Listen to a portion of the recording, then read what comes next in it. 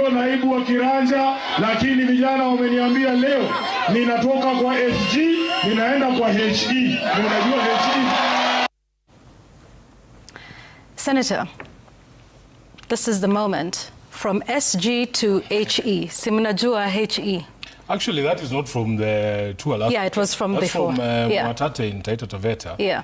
And you know, I was laughing when you started the show because of just how short my introduction has become. Because you know that last time we were here, I was holding other. Lag middag på din måte. Kjøtt, fisk eller vegetarisk, du bestemmer. I kveld spiser vi sammen. Ingenting slår hjemmelaget. On the back of all this information about everything that has been taken away, they tell me you need not worry. I mean, all these positions actually, some of them were given to you by Raila, but most of them are given by the public. And we are saying there is something better that we feel that would suit you. And even you, I'm sure it will roll off your tongue if you just say, HE, Simba. So we are progressing well. And I want to thank everybody who has shown up. Because everywhere that we've gone, Yvonne, the people have been amazing. I mean, when we spoke last in February, there was a lot of darkness in front.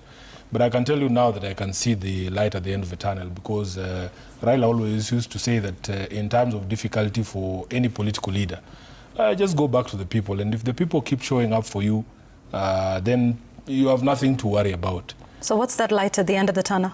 I can see that there is possibility of us achieving something great here, because there is a general yearning in the country for things to be done differently. They're telling us they want to see a different country, and they believe that the Linda Mwananchi team can actually deliver that change that they are hoping to see in the country. And for as long as the people are there, I mean, that is all a political leader needs. Because you remember back then there was certain debates that were going on, including in ODM, on where the supporters of ODM were in terms of the support for either the Linda Ground team or the Linda Mwananchi team. I personally believe that by and large that controversy has been settled. We now believe, and I've seen a few polls here and there showing that a vast majority of members of ODM are with us. And it's something that is very comforting, because I have worked for those people, I've worked with those people for years as their SG. And just the fact that they can continue to support us, even in our new causes, is quite encouraging. So that controversy needed to be settled. We would not be here today, because if you ask many people in Linda Mwananchi how we got ourselves into this conversation where we are now a consequential force in determining the direction the country takes in the next election, we didn't think that we would find ourselves here. And I remember even the last conversations that we had with you, we were not speaking in these terms. By the way, Yvonne, your show causes me a lot of problems. I blame you partly for some of the problems I have. I'm sure even after this, there will be some people who are feeling a certain way. But I will continue to be myself. I will continue to speak truth to power. I will continue to explain myself, because I have a responsibility, both as an elected leader in this country and as a person who's paid by the taxpayer, to explain all our decisions, even to the members of ODM. We have to explain to them every decision that we have taken, every effort that we have made to bring, sense to bear, our successes, our failures in trying to achieve those things, and then to explain to them our next steps, because we have that responsibility to explain to them our next steps. And we'll talk about the next steps. But first, the tour of Western Kenya. Some have termed it a homecoming of sorts. What would you call it? Why were you in Trans Nzoia and Bungoma counties? I don't know why people are calling it a homecoming, because what was it for you? We have given an undertaking that we have to consult the public widely. We have 47 counties, and we have given an undertaking to reach all these counties, to speak to the people, find out where they stand on the issues and whether they're going to support some of the propositions we're going to put forward. You will remember that this entire tour began in Busia. When I went to Busia, I didn't hear any big deal, although I come from Western Kenya. We have done Kakamega County, we have done Vihiga County. So there were only 2 counties remaining in Western Kenya that we had not touched. And it just happens that I originally come from Bungoma County. So people were trying to give it all sorts of names. And I remember, because there are people who care deeply about my standing in society, and they were calling me, Sifuna, why are you calling it a homecoming? Your home is actually in Kenya. So everywhere I go is actually a homecoming. And we are still arguing with Babu Owino whether the crowds in Bungoma were bigger than Kisumu or whether they were bigger than Kitengela. But I think it was just something that the media tried to brand, because I originally hail from Bungoma. Of course, I'm elected here in Nairobi. And I think a homecoming for me would actually be here in the capital, because this is where I'm elected to serve. So it's one of the 47 counties, and we have to go to all these counties. I think we've done 16 counties now. There's quite a number to go. I think there's 31 left, and we will go to every corner of the country, because that is what is required to be able to ascertain whether we are a movement that is consequential, that we can actually produce viable candidates in 2022 in all the positions that are available for election. So trust that we will go to Turkana, we will go to Wajir, we will go to Mandera, we will go to Marsabit, we will go to Garissa. And because they are calling me Wakenya now, I can assure you that all of those will be homecomings for me as well. Yeah. So a homecoming for, you say you would consider a homecoming, Nairobi might be a homecoming? Like that is the center of the country, it's the capital of the country, I'm elected here. I think that would be a homecoming. Okay. I suspect so. Listen, let's cut to the chase here with what happened in Western Kenya, what you said, SG to HE. EDWIN Sifuna, are you interested? Are you running? Are you considering running for President of the Republic of Kenya? I think the straight answer is that as Linda Mwananchi, we are very, very strongly considering the prospect of running a presidential candidate. And that is something that I think is clear. It's coming from the people themselves. They are asking us because there's things that they see that we represent. And we've gotten ourselves here by largely listening to the people. There's a lot of work to be done, Yvonne. I have spoken to you about the tour of the 47 counties. It's not easy to run a presidential campaign. I mean, even just from a constitutional perspective, you need at least 25% in at least half of the counties. We have not even done 20 counties. We are begging and pleading with the public for some level of patience for us to be able to actually ascertain that the support is solid. You have had conversations that this is, somebody compared it to Moto ya Gazeti. We need to know, but you know the beauty is that they started calling it Moto ya Gazeti in February. We are now in August, 6 months for a fire burning. So it's not too bad of a fire, and we are hoping to see whether we can take it to all the other places. There's a certain yearning in the country for some level of freshness in the leadership of the country, a radical departure from the policies that we've seen William Ruto putting in place. There's a lot of hue and cry. People are overburdened with taxation, they have no money, there's high unemployment, and they're thinking that maybe we can get a team in place that will turn the course of the country. So all we are asking for is not that we don't hear what the country is saying. We can hear what the country is saying. And I have said in multiple forums that we are not going to ignore the call of the country or the call of a generation. Because at the end of the day, if you are the one who runs around saying Ruto must go, you must be available to go him. If they settle and say, okay, we want Yvonne to be the head of a spear, I mean, you cannot run away from the call of the people. And we're hoping that once we complete the tour of the country and get to as many constituencies as possible, we should be able to give you a straight answer. Okay. Yeah. You talked about Linda Mwananchi considering. Absolutely, because... Yes. My question was, EDWIN Sifuna, are you interested in running for president of this country? I have said, because I'm part of the Linda Mwananchi team, the way that decisions are made in Linda Mwananchi are very collegiate. And I wouldn't just be able to do it if I was alone. In fact, Yvonne, I have gotten to this place where we are in this conversation because of all the support that we've gotten from young people, from those online, from the, the bunge la mwananchis all across the places. We have even TikTokers, we have people on social media. They've been pushing this movement. And one of the things that we will not do is to make unilateral decisions. If those people, that's why you see me in every rally, I tell them, you guys are saying we should go and do this. Let that not be a day when I turn back and I don't find you there. So that decision has to be made together with the people so that it is a decision that is owned by everyone and not just Sifuna, you know. And I've tried to plead with people not to make this thing about Sifuna, because at the end of the day, we need to rescue this country. It could be any one of us. Okay. You know? However, at the rallies, it is Mimi ndio Sifuna, sisi ndio Sifuna. Yes, absolutely. So by and large, even when it is a Linda Mwananchi rally, you are seen as the leader of it, the figurehead of it. I understand that, but I'm saying all those people who are calling themselves Sifunas can be president. There's no bigger Sifuna amongst all the Sifunas in the country. And if they asked you to run for president? That's why I'm saying we should make that decision together. Okay. And if that decision is made, what I know is, and they say run for president, is that something you would want, you would do? I've told them, for as long as I don't turn back and find you guys have disappeared. And that's why you see me asking them, Mwananchi chocha, Diboto ya gazeti. And then they say no. So let's see, because we have a lot of work to do in order to have a viable candidature, in order to have a viable campaign. But I am not one to run away. You know that. You've known me all these years. There's no day a responsibility will be placed to me or a call will be made to me and then I run away. We have to answer the call of the country. We have to answer the call of our generation. And I believe that if the people feel that this is the best way for us to proceed, we will not say no. We will proceed with the people. So you say Linda Mwananchi is looking at the possibility of putting up candidates? Absolutely. Absolutely. Is that just presidential? No, is presidential candidates across the ballot. Because is presidential one of them?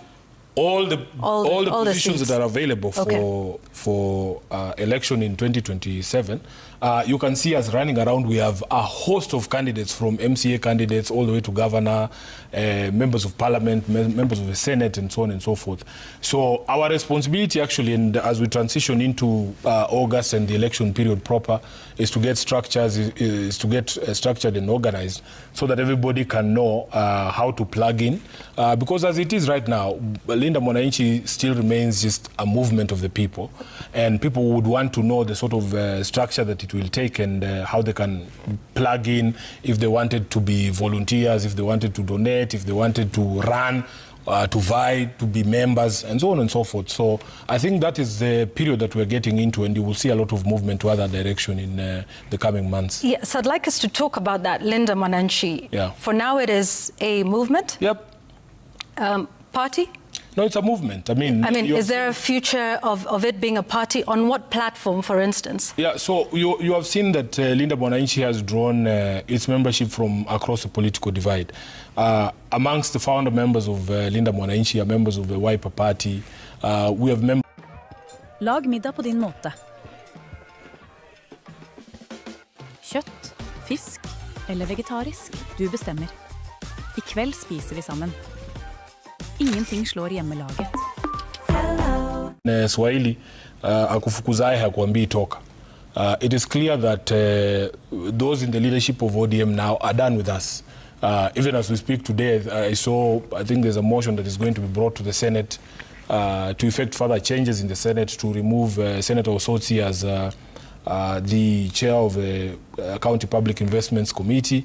They're going to remove me from the County Public Accounts Committee. I've seen they're sending me to the Fisheries Committee, which they think is a punishment, but I actually need to learn about agriculture and fisheries and the blue economy because of the coming assignments. So you can tell that they are basically done with us. I remember. Are you done with ODM? No, it's about them. It's them who are kicking us out. I remember on Saturday, when we finished our rally in Kitale, I just saw all of us being removed from the ODM WhatsApp group. It's not me who's leaving. They kicked us out, all of us. Are you resigned to your fate now? Removed us. Because previously here and in various press statements, you have been adamant that you are the Secretary General of the party. We know the decision the party has made. The last time you were here, you were Secretary General of the party and Minority Whip in the Senate. Now you don't speak so much about still being an ardent member of the party and an official. It is obvious, and the public will be left to judge that we have tried, those of us who are in ODM who believe that the party should take a different direction. We have tried to fight for the soul of the party. But we're getting dangerously close to the election, and it is clear that our colleagues in the party have no time for us.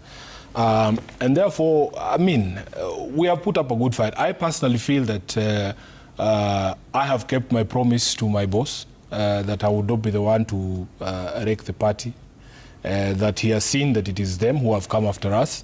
They have stripped us of all the things that he gave us. We have tried to put up a fight, Yvonne. I mean, we have really, really tried. through persuasion and the other things to talk to everyone. And every time you had conversations and you thought that solutions were in the offing, directives would come from other quarters and a totally different direction would be taken. I had one of the leaders saying it is true that decisions of or affecting the party are taken at State House because now the party is part of government. So I think members of ODM will be left to judge on who is right and who's wrong and who has, kept the promise to Mzee and who hasn't. But by and large, if the polls that we're seeing are anything to go by, I believe that members of ODM know what has transpired and the reasons for some of the decisions that we must take now. So you will not challenge your removal any further? No, I think we are getting into the election time proper, and the sort of belief, trust and expectation that has been put upon us in Linda Mwananchi does not allow us to keep mourning for too long the things that we've lost. They are saying they will give us these things back. That is where the story of SG to HE came out of. And therefore our responsibility is to get organized so that we don't let all these people down. Really, right now, we have to focus on the future. And the future of that, I know you say it's a collegiate decision. But even when you take a look at recent opinion polls that have been put up in the country, the question does come up, and those who are surveyed are asked about their preferred presidential candidate. Your name comes up. And your polling and your polling numbers have continued to rise. Yeah.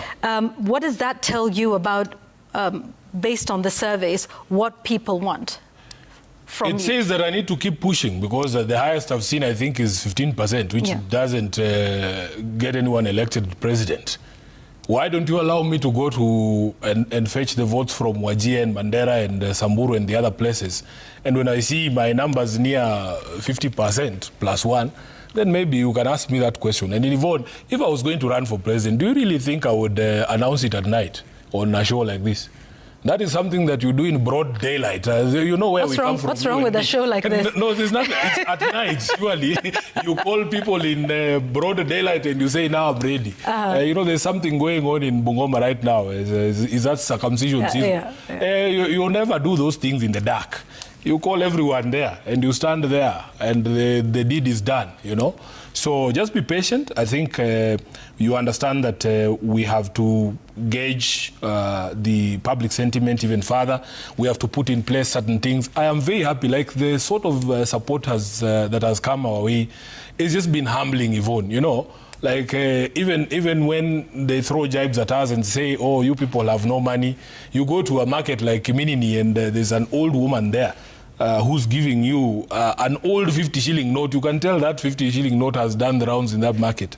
And especially knowing like the sort of economic situation that people are in, just what it takes to make even a sale at community market, for somebody to stand up and give you 50 shillings and say, we will finance your campaign, it's been quite amazing. We have seen a lot of support on the pay bill, people just sending us 10 shillings. Do you know how many 10 shillings you need to get 6.5 million shillings in 3 days? It's not a joke. So I want to take this opportunity to just appreciate Kenyans demonstrating that this thing can be done. It doesn't matter what sort of handicap people think that you have. It is possible for a people-driven campaign to actually succeed. And we are hoping that we will not let them down. Okay. And that is why we continue to request that you allow us to do everything that is required to make sure that when we make that pronouncement, it is something that is actually going to hold water. Yeah. I just want to get your thoughts a little further on this polling, because the latest one from TIFA puts you at 15% popularity for a presidential race, and that's risen from 10%. Yeah.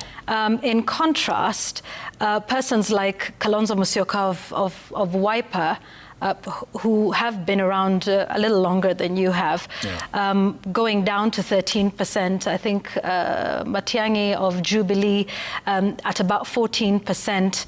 Others like Rigathi Gachagua at 7%. What are your thoughts about being pitted alongside these persons, including sitting President William Ruto, who's polling at 24%, where support has grown consistently but stagnated based on the TIFA polls. Yeah. So you're polling with all of these people, some of whom have expressed interest in the presidency, some of those who are sitting on the seat. Your thoughts around what those numbers tell you? So maybe three things, and this is why I'm telling you that what people are looking for is not a declaration, because there's multiple people who have declared who are not showing up on those polls. So it tells you that Kenyans are not looking for a declaration. I have tried to explain that the mind is a very powerful, thing, that if people don't see you in an office, it doesn't matter how many times you say you want to be in that office. The mind will just reject the entire notion. So it is not the pronouncement. And people need to see you in that office. And how do they see you in that office? It is, how have we gotten ourselves into this conversation? What have we been doing the past 6 months or so when we were nowhere to showing up in the polls? Secondly, and most importantly, when you have an incumbent who's running below 30% in terms of his approval and the support that he has, it tells you that he's in trouble. He's in a lot of trouble. And if you put together all the support of the opposition, you see that it is possible, if the opposition were to present a united front, to actually have a new government in place in 12 months. So, which is why we in Linda Mwananchi are more focused about those conversations of unity, making sure that we present a formidable candidate against President William Ruto. Those permutations will change from time to time, because they say that an opinion poll is just a barometer of a moment in time. It changes every time. And this is just one pollster. I'm sure that if there was another pollster, the numbers would be different. You'll find different numbers from InfoTrack and the others, and from TIFA and the others. So it is not something to dwell on. What we want is to put in the hard work. Just put in the hard work, reach as many people as possible, try and explain to them this new offering, that things can actually be done differently in our country, and that there are higher aspirations than just some of these things that we hear people talking about, roads and stadiums and so on and so forth. Because when we talk to the people, they are explaining to us that, SIFUNA, we want a country that actually lives to the ideals and the values in our constitution. They want a government that is run on values. Any of these governments can do these things that we speak about.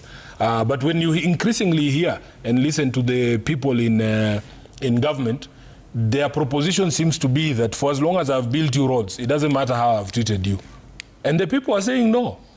The people are saying no, that human rights, democracy, these things are important to them. In fact, they are higher in their pecking order to some of these things that William Ruto likes to front load, like markets and roads. So we have to put in the work. I have said here on this show that nobody thinks, or in Linda Mwananchi, nobody thinks that it's going to be easy. We have to put in the work. We have to persuade people.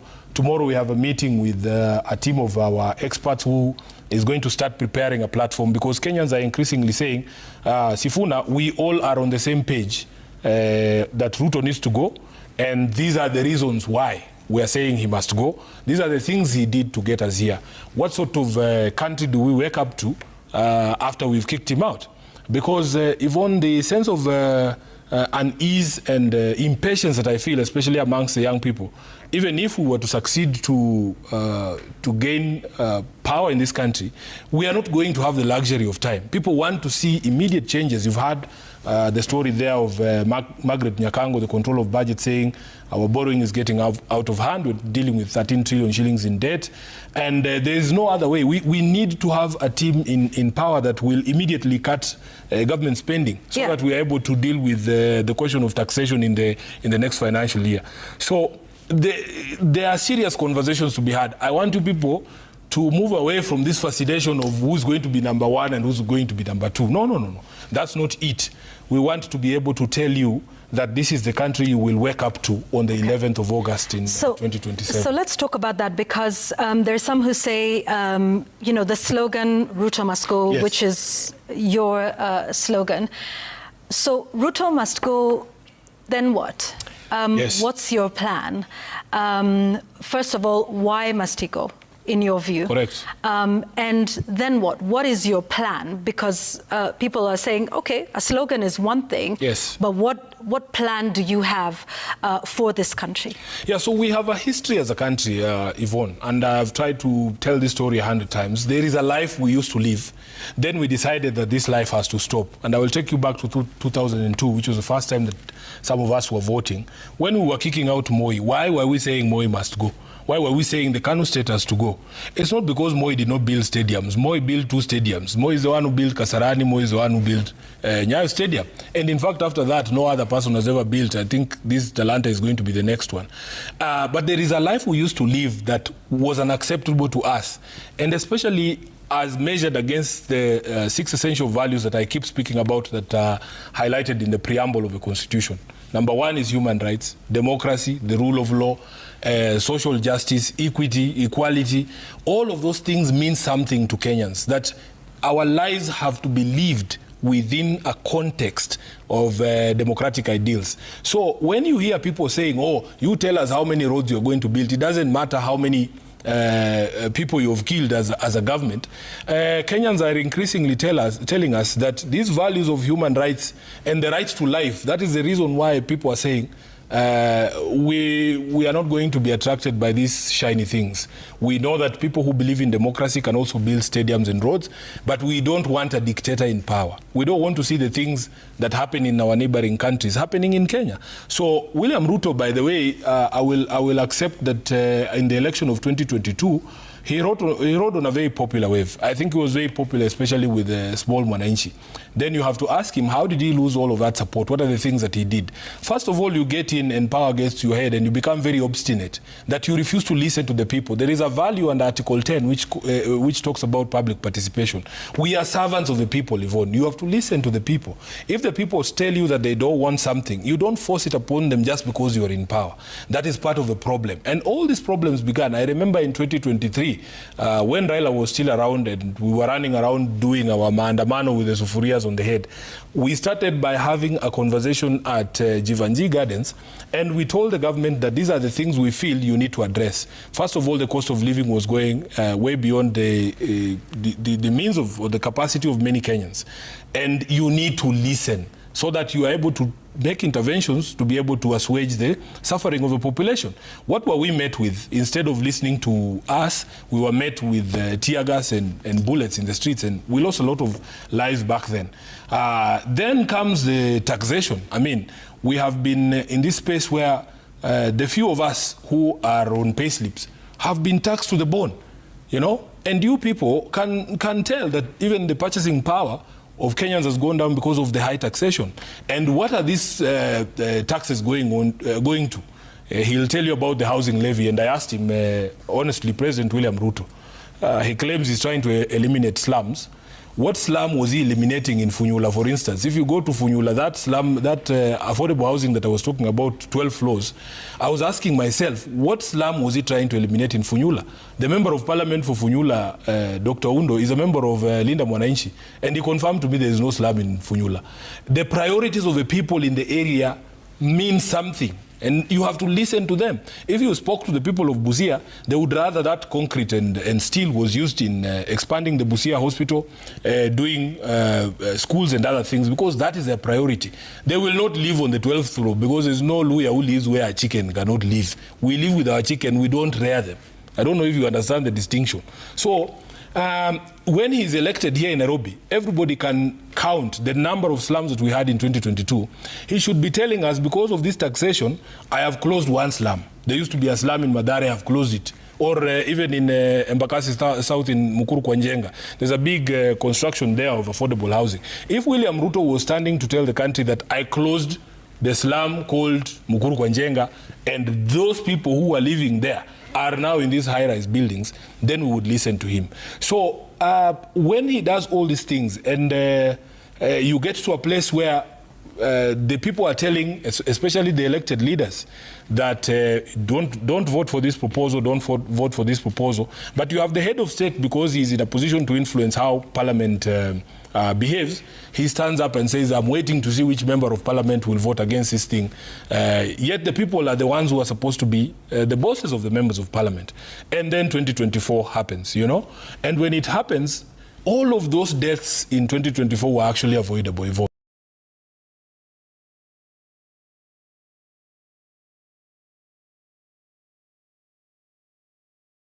In my view, they were very avoidable. All William Ruto needed to do was to listen to the people. And the most annoying thing is that he waits to waste all these lives in cold blood, then he refuses to assent to the bill. I mean, surely. So he argues with us when we point out that things are not working. You see, even this thing called the university funding model, do you know how long William Ruto has argued with us that that thing is working?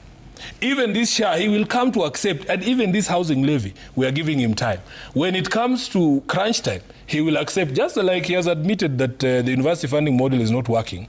He will come to admit that share is not working, that this housing thing is not working. You know, today we got a visit from kids from Starehe Boys Center here in Nairobi. And we were discussing with them and just wondering, like, even this university funding model, if William Ruto wanted to have a system that actually accurately identifies the most neediest students and to support them, all he needs to do is to go to Starehe Center. He didn't have to play around with the lives of these kids the way he has done. Okay. And finally, on that point, you know, he comes around and says, okay, now we are going to change the funding system. But do you know, there are lives that have already been ruined, Yvonne. In the 3 years that he was experimenting with his funding model, there's people who have actually irredeemably been affected, and they might never recover those years that have been lost. So you've talked about the issues you have with the current regime. If you say you are offering yourselves as an alternative, yes, what is that alternative? Now, I have said to you here on this show that, in fact, the kind of government that Kenyans wanted is already in our constitution.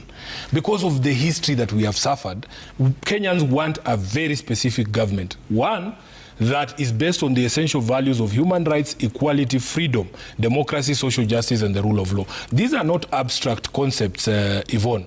You see, I give the example, for instance, if you are a country that is governed by a rule of law, there is investor confidence, and I want young people to understand that it is the private sector that invests and then creates jobs for all of us. I have given examples of this institution here, where we are, Royal Media.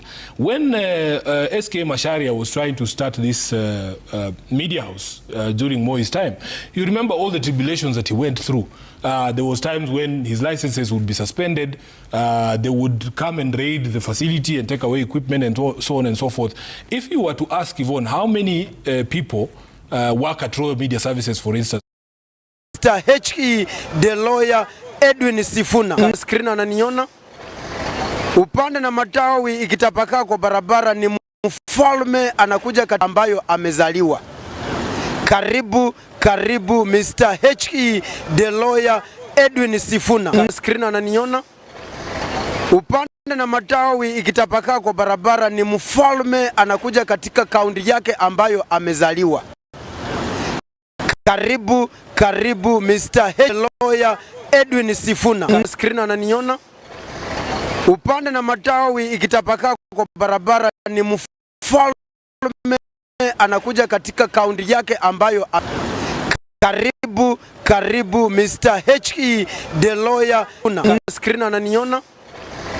Upande na matawi ikitapakaa kwa barabara ni mfalme anakuja katika kaunti yake. So whatever business they want to start.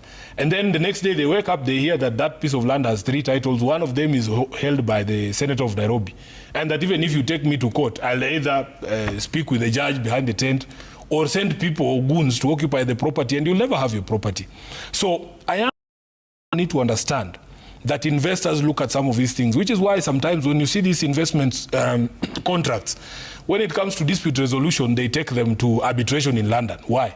Because they don't trust your judicial system. They're not going to put money here. Secondly, Yvonne, corruption is such a big problem for job creation that you have these investors complaining that before you even break ground on your project, you have everybody from the area chief to the MCA to the MP to the senator all the way to the president hustling you for either a direct bribe or a piece of the shares of the business, and that you're not going to be able to do business if you don't accede to that request.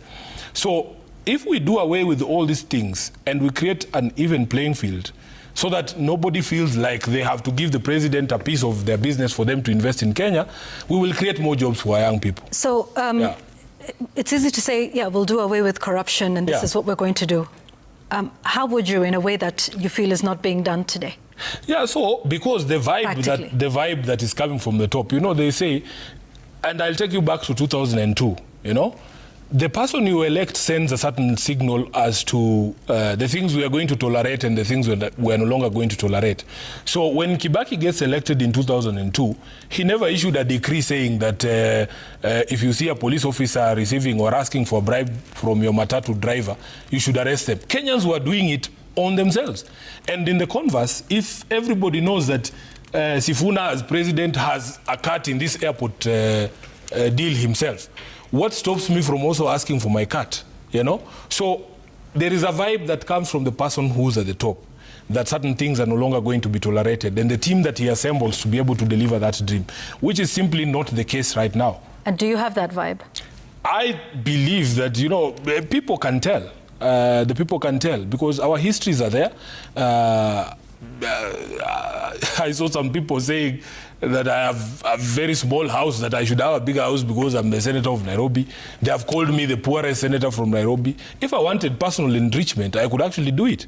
I will tell you the story of how Tomboya Social Hall was about to be grabbed one time. And they come and tell you, oh, Sifuna kuna kiwanja tunataka kupiga hapa. And it is good money. It's not bad money. And I tell them, those things me I'm not doing.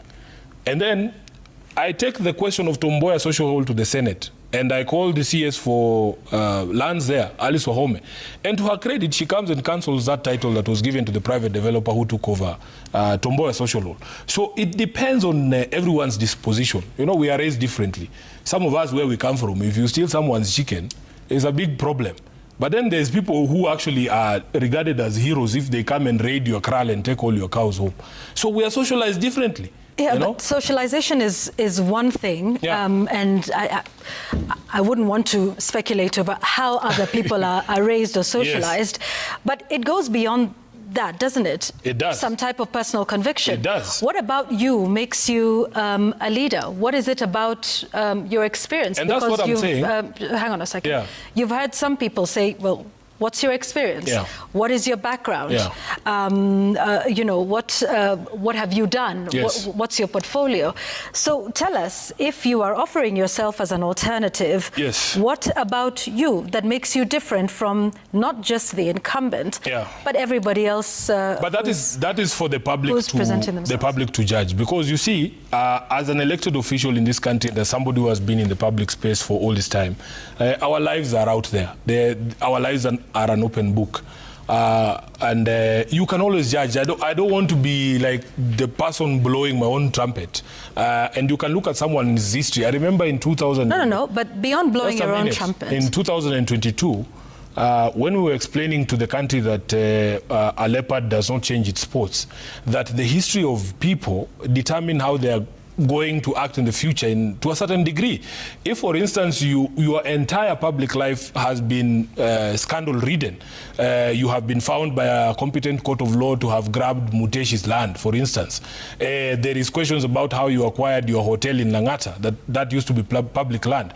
How would people be shocked if you behave differently in office? They shouldn't be shocked. So our entire histories are there. And what is your history? You know, I have been a public figure for the past 12, 15 years. Tell us. So I can't go through that myself. You are the people to judge and say, has Sifuna used the opportunities that he has been given by the public to enrich himself? Have you? Am I fundamentally different in terms of the wealth that I have? Are you? I am not. That's the point that I am making. So are you fundamentally different from everybody else? Not everybody else. I am saying, let everybody's history be the one informing your choices about how you feel these people are going to behave in future. Look at us, and use a fine-tooth comb to go through all of our opportunities, all of our moments in history, and you'll find out who's the best person. I'm not saying that I am an angel, But would people want to know about your value system? Of course. What you hold dear? And the value system is not something you sit and explain on TV. It is a lived thing, you know? It is throughout your entire life, how you have behaved in certain areas. And the question about experience, for instance, I went to Mass at a church in Kitale called Cathedral of Immaculate Conception. And the preaching that day was actually that story of how, what's his name, David's son, Solomon, became the king of Israel. And God visited him in a dream and asked him what he would like. And it was a very simple request. He said he would like understanding to be able to govern the people and discernment to know right from wrong. That is all you need in leadership. Because I think if you know right from wrong, you will not do some of the things that we have seen this government doing.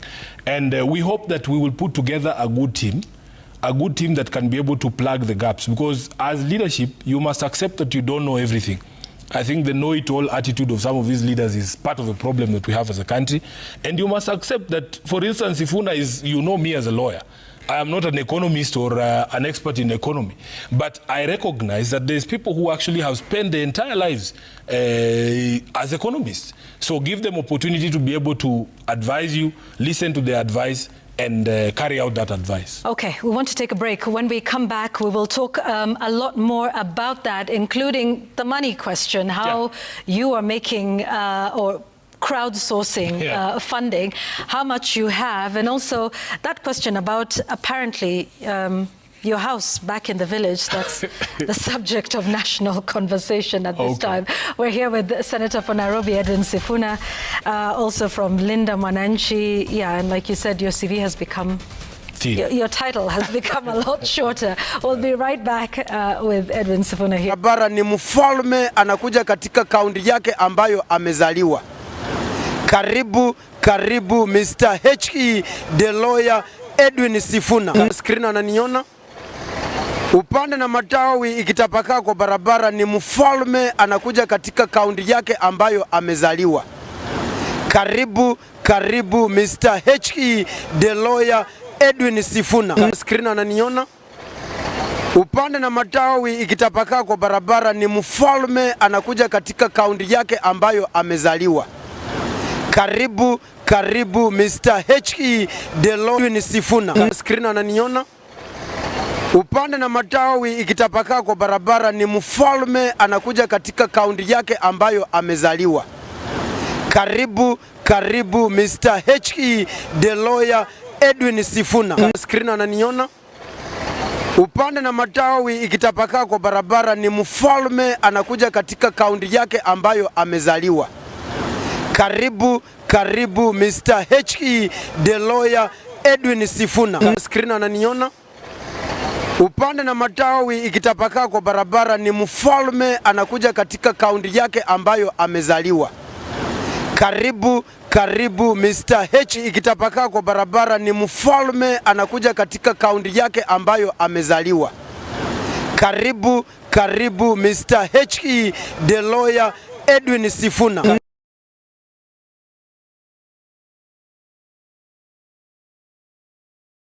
Screen ananiona? Upande na matawi ikitapakaa kwa barabara ni mfalme anakuja katika kaunti yake ambayo amezaliwa. Karibu, karibu Mr. H. the lawyer EDWIN SIFUNA. Screen ananiona? Upande na matawi ikitapakaa kwa barabara ni mfalme anakuja katika kaunti yake ambayo amezaliwa. Karibu, karibu Mr. H. the lawyer EDWIN SIFUNA. Screen ananiona? Upande na matawi ikitapakaa ni mfalme katika kaunti yake ambayo amezaliwa. Karibu, karibu Mr. H. the lawyer EDWIN SIFUNA. Screen ananiona? Upande na matawi ikitapakaa kwa barabara ni mfalme anakuja katika kaunti yake ambayo amezaliwa. Karibu, karibu Mr. H. the lawyer EDWIN SIFUNA. Screen ananiona? Upande na matawi ikitapakaa kwa barabara ni mfalme anakuja katika kaunti yake ambayo amezaliwa. Karibu, karibu Mr. H. the lawyer EDWIN SIFUNA. Screen ananiona? upande na matawi ikitapakaa kwa barabara, ni mfalme anakuja katika kaunti yake ambayo amezaliwa. Karibu, karibu Mr. HE the lawyer EDWIN SIFUNA. Screen ananiona? Upande na matawi ikitapakaa kwa barabara, ni mfalme anakuja katika kaunti yake ambayo amezaliwa. Karibu, karibu Mr. HE the lawyer EDWIN SIFUNA. Screen ananiona? Upande na matawi ikitapakaa kwa barabara, ni mfalme anakuja katika kaunti yake ambayo amezaliwa. Karibu, karibu Mr. HE the lawyer EDWIN SIFUNA. Screen ananiona? Upande na matawi ikitapakaa kwa barabara, ni mfalme anakuja katika kaunti yake ambayo amezaliwa. Karibu, karibu Mr. HE the lawyer EDWIN SIFUNA. Screen ananiona? Upande na matawi ikitapakaa kwa barabara, ni mfalme anakuja katika kaunti yake ambayo amezaliwa. Karibu, karibu Mr. HE the lawyer EDWIN SIFUNA. Screen ananiona? Upande na matawi ikitapakaa kwa barabara, ni mfalme anakuja katika kaunti yake ambayo amezaliwa. Karibu, karibu Mr. HE the lawyer EDWIN SIFUNA. Screen ananiona? Upande na matawi ikitapakaa kwa barabara, ni mfalme anakuja katika kaunti yake ambayo amezaliwa. Karibu, karibu Mr. HE the lawyer EDWIN SIFUNA. Screen ananiona? Upande na matawi kwa barabara, ni mfalme anakuja katika kaunti yake amezaliwa. Karibu, karibu Mr. HE the lawyer EDWIN SIFUNA. Screen ananiona? Upande na matawi ikitapakaa kwa barabara, ni mfalme anakuja katika kaunti yake ambayo amezaliwa. Karibu, karibu Mr. HE the lawyer EDWIN SIFUNA. Screen ananiona? Upande na ya hiyo impeachment sijaona kama imefika Bungoma. Ile nyumba nimeona juzi hapa, hiyo ni nyumba, hiyo mabati haifai kwa mabati kama hiyo. Haifai mabati kama hiyo. All right, so before we talk about the other politics, he makes a very serious allegation there of, people being bribed in the Senate during the impeachment of Rigathi Gachagua as deputy president at the time. Yes. You were Senate minority whip at the time. Absolutely. Do you know anything about this? Money being paid to senators to vote a particular way? You know, this thing is always said. I have heard it a million times, and every time they're invited to demonstrate who was giving the money and for what reason, they have never demonstrated that. So it's something that I actually personally don't pay too much attention to. I think you should be able to speak to that accounting officer that he has named there. Let him account. Tell us, I got money from this guy and gave this guy. That's all we need, because there's a lot of talk in politics and people just trying to besmirch and smear people's names. But did you hear of any of these allegations? I have heard these things, I think, from the time that Rigathi was impeached. These stories have been there. This is not the first time that you're hearing that story.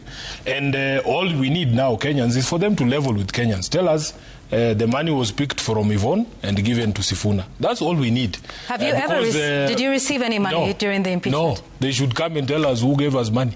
So you didn't receive any payment? You see, like right now, to induce you to vote during the impeachment? I didn't need any inducement when it came to Rigathi's impeachment, because publicly I had taken positions against some of his conduct and his pronouncements, and I'd even at some point, there is one of the grounds of impeachment there was his interference in the running and management of Nairobi City County. I don't know if you remember that. And I had actually put out a public statement saying that he's going too far in his interference with devolution, because that's what I was elected to do. There's a letter that I did, and I wish you had informed me that you'd be discussing this, because I would bring you a copy of this letter. So I actually believed at that particular moment in time, I don't need any inducement to do that, you know.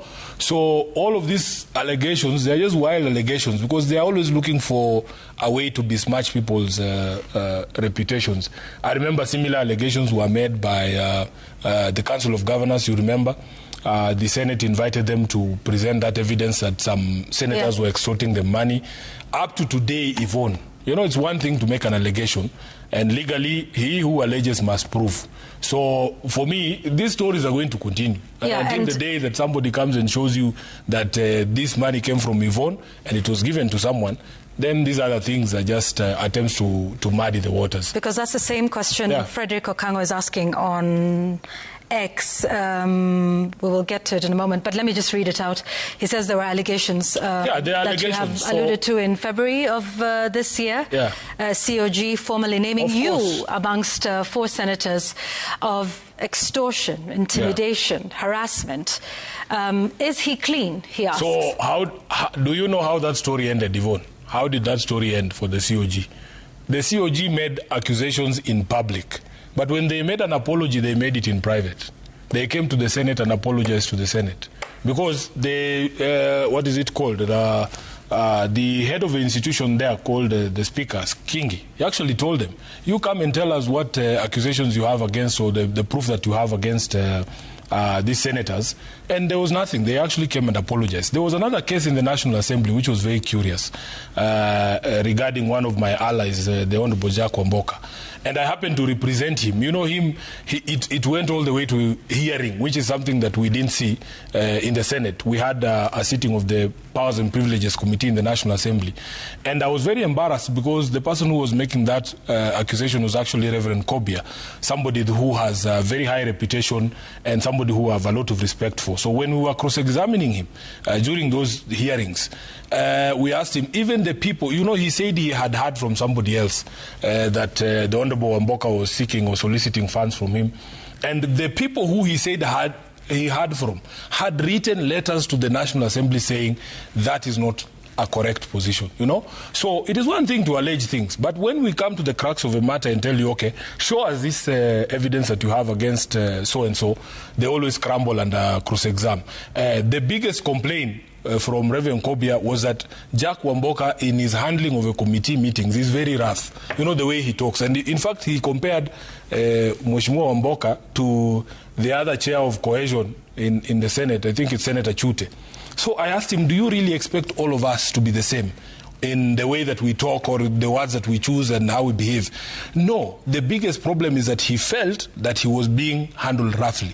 It's the same thing with the members of the Council of Governors and the experiences in the Senate Public Accounts Committee. But I've argued, Yvonne, that there is no senator who can be nice in the face of some of the things that we have seen being brought out of the County Public Accounts Committee. And one of the things that people forget is that those responses come from the governors themselves. So, for instance, my friend in Embu, she came to the Senate and she told us she took 10 million shillings from the KIPES project, which is the County Aggregation and Industrial Parks project, to throw a bash for the border. My brother from Vihiga did the same. They took 5 million shillings and threw a housewarming for the completion of the Speaker's house. You have our brother from Taraka, for instance. He comes and the responses are so bad when you tell him, just read for me what you have written here. He says, Sifuna, I can't read, I forgot my glasses at home. So then they say we are harassing them. They are saying we are using the committee for political, to settle political scores and so on and so forth. But you should press them, because when they call those press conferences, Yvonne, your media houses are there. You people never press these governors and say, why don't you tender that evidence against Sifuna? Which is this governor who says I extorted them? What is the evidence against them? So wamejaribu kuharibu jina na imekataa. You see? So they will throw around all these sorts of things. But for me, our job is to remain focused. Some of these people who are throwing around mud here, if their files are opened, the Kenyans will be shocked. I want us to talk about, Linda Mwananchi and the movement. Do you want me to tell you about my house first? Because it was in the same clip, but you've only focused on one piece. Tell us about your house. First of all, Kenyans must know that I am very proud of that house. I built that house in 2015. And on average, I spent a maximum 2 weeks out of a year in that house when I take my daughter home for Christmas. Those people who are saying, oh, sijui what, it's okay. Some of us are built different, Yvonne. We are not attracted to flashy things and grandiosity. You know, I see some people saying, oh, because you are so and so, you should have this and this. It is possible to be modest. I remember you were with us. I think you came to Raila's home in Opoda. Is it a grand structure? It's just a house. It's just a house in the village. Even his house here in Karen, it's a very modest house by the current standards. I've seen people building monstrosities there, wall to wall. So it just depends on who you are and what things you fancy. Some of us are okay for as long as you're comfortable with some of these things, and we're not attracted to this grandiosity. So that one is neither here nor there. And the fact that it is that it is that house that people are discussing, it means wabetafuta story imewashinda, and our focus, our challenge is to remain focused on making sure that we succeed in the next election. Yeah. Well, to do that, perhaps coalition building might be one of those. That's the nature of our politics in this country. People build coalitions. What principles would guide any coalition you build or any coalition that you're part of? I think that's what I started with by saying we have a team of people who we believe can help us develop a platform. We're not even calling it a manifesto because the word manifesto has a lot of negative connotations. Kenyans are used to all these lofty promises. You have a document that is 100 pages and then none of those things is fulfilled.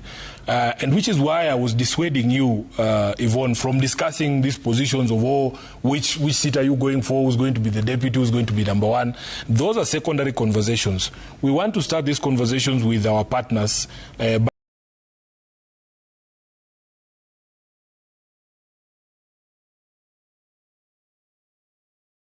by trying to understand. First, we have a policy proposal, a platform proposal that is going to revert the country back to its democratic ideals.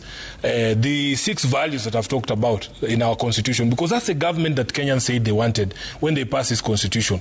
What is your understanding of rule of law? What is your understanding of freedom? What is your understanding of democracy? How have we gotten ourselves here? And what is your understanding of the sort of country that people want immediately we are able to take power? Those conversations to us as Linda Mwananchi are more important than these other things where people are saying, who do you go into coalition with, who do you go into coalition, or who you don't go into coalition with. So that is where we are. I think we should be able to have those conversations with our friends. You saw us having a meeting with the Honorable Matiang'i, and we are open about even the issues we have with them. And we say it publicly there. When I met Matiang'i at a funeral in Kisii, I reminded him of the experience we had with him in Bonchari and the experience I had with Rigathi Gachagua during the times of when he was deputy president. So we are not going to shy away from difficult conversations about some of these people's,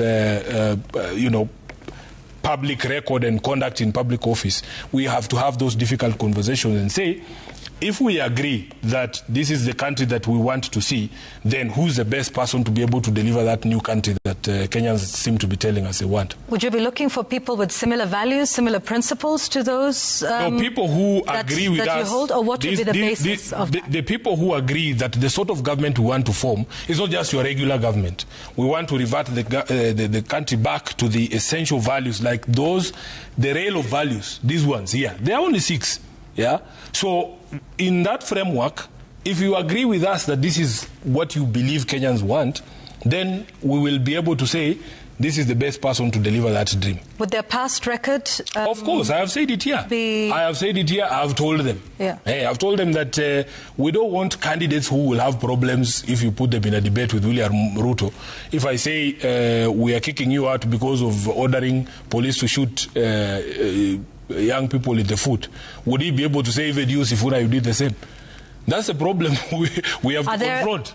Are there any candidates you think that would not be suitable? First, let's first agree, because we have to talk to each of these people. And by the way, it is not going to be an easy conversation, you know. If you look at the math there, the math is telling you that for as long as the opposition presents a united front, we would win. There's a reason why those people have support, even though some of them have what you might describe as weaknesses. So first we need to persuade them, and we as Leader Mwananchi are hoping to persuade people that these ideals and values are higher than any other conversation to have. And if we are able to persuade them, because politics is persuasion, you're not going to force people to see your point of view. You have to persuade them. And if we're able to persuade them, then we should be able to work together. Yeah. And their past would not sort of inform whether you would be able to persuade them, or whether they would be able to keep their end of the bargain. We will based confront on that past, each one of our the conditions that you individual pasts. But one of the most interesting thing, Yvonne, is that, you know the story of Saul and Paul? It's the same person, basically. That Saul used to be the greatest persecutor of Christians, and he turned out to be the biggest spreader of the gospel. There's people that have in the past had all these issues. Now they're the ones preaching the gospel of these values. And then there's people who I used to believe, actually believed in these things. These days, they are the ones asking for dictatorship to be tuned up a notch. And we used to sit with them in the same party. We used to be the ones advancing these things and saying, we need a democratic government. And then they're the ones standing and saying, by the way, this democracy is becoming too much. We need to turn up the dictatorship a notch. So, on both sides, there's people who have flipped. Yeah? So, if you ask me, would I rather the people who are persecutors of Christians, who have met their Damascus moment and become preachers of the gospel, would I rather have conversations with those people, or the people who are true believers who are now dancing to Satan's tune? Who do you go with into the election? That's the question that I'm asking. So someone like Governor Irungu Kang'ata, who has joined some of your rallies, is part of the movement? Yeah, he said that he's part of the movement, and we were very, very honored that he joined us. He's my classmate. He's somebody who I have known for a long time, and he has to make tough decisions about his politics at home, because, you know, at another level there is a lot of balancing to be done in these regions. So you will agree with me that, for instance, in certain areas of the country, there's people who have very strong political persuasion, and they might determine the down ballot candidates. So people will make those decisions, but at the end of the day, at least we agree that we have a responsibility to remove the current president, because he's the one who's an existential threat. He called us as members of the opposition an existential threat, but he's the one who's an existential threat to our democracy, and he needs to go. And you talk about local politics. Well, the governor, Irungu Kang'ata, has recently thrown his hat in with Rigathi Gachagua, the leader of the DCP party. Would you work with Rigathi Gachagua? We will work with everyone who believes in these things. We will work with everyone who believes that William Ruto does not deserve an extra day in office. And for as long as that is our cause, we will work together. There is no problem. So is it about political numbers, or is it about a value-based system? Because a short while ago, you just said you needed no inducement to impeach Rigathi Gachagua as deputy president. Now you say you could possibly work with him. What has changed? Nothing has changed, because you see, first of all, as a lawyer, I will tell you there is a rule against double jeopardy. So he paid for his mistakes. He was impeached. What else do you want me to do? Beat him?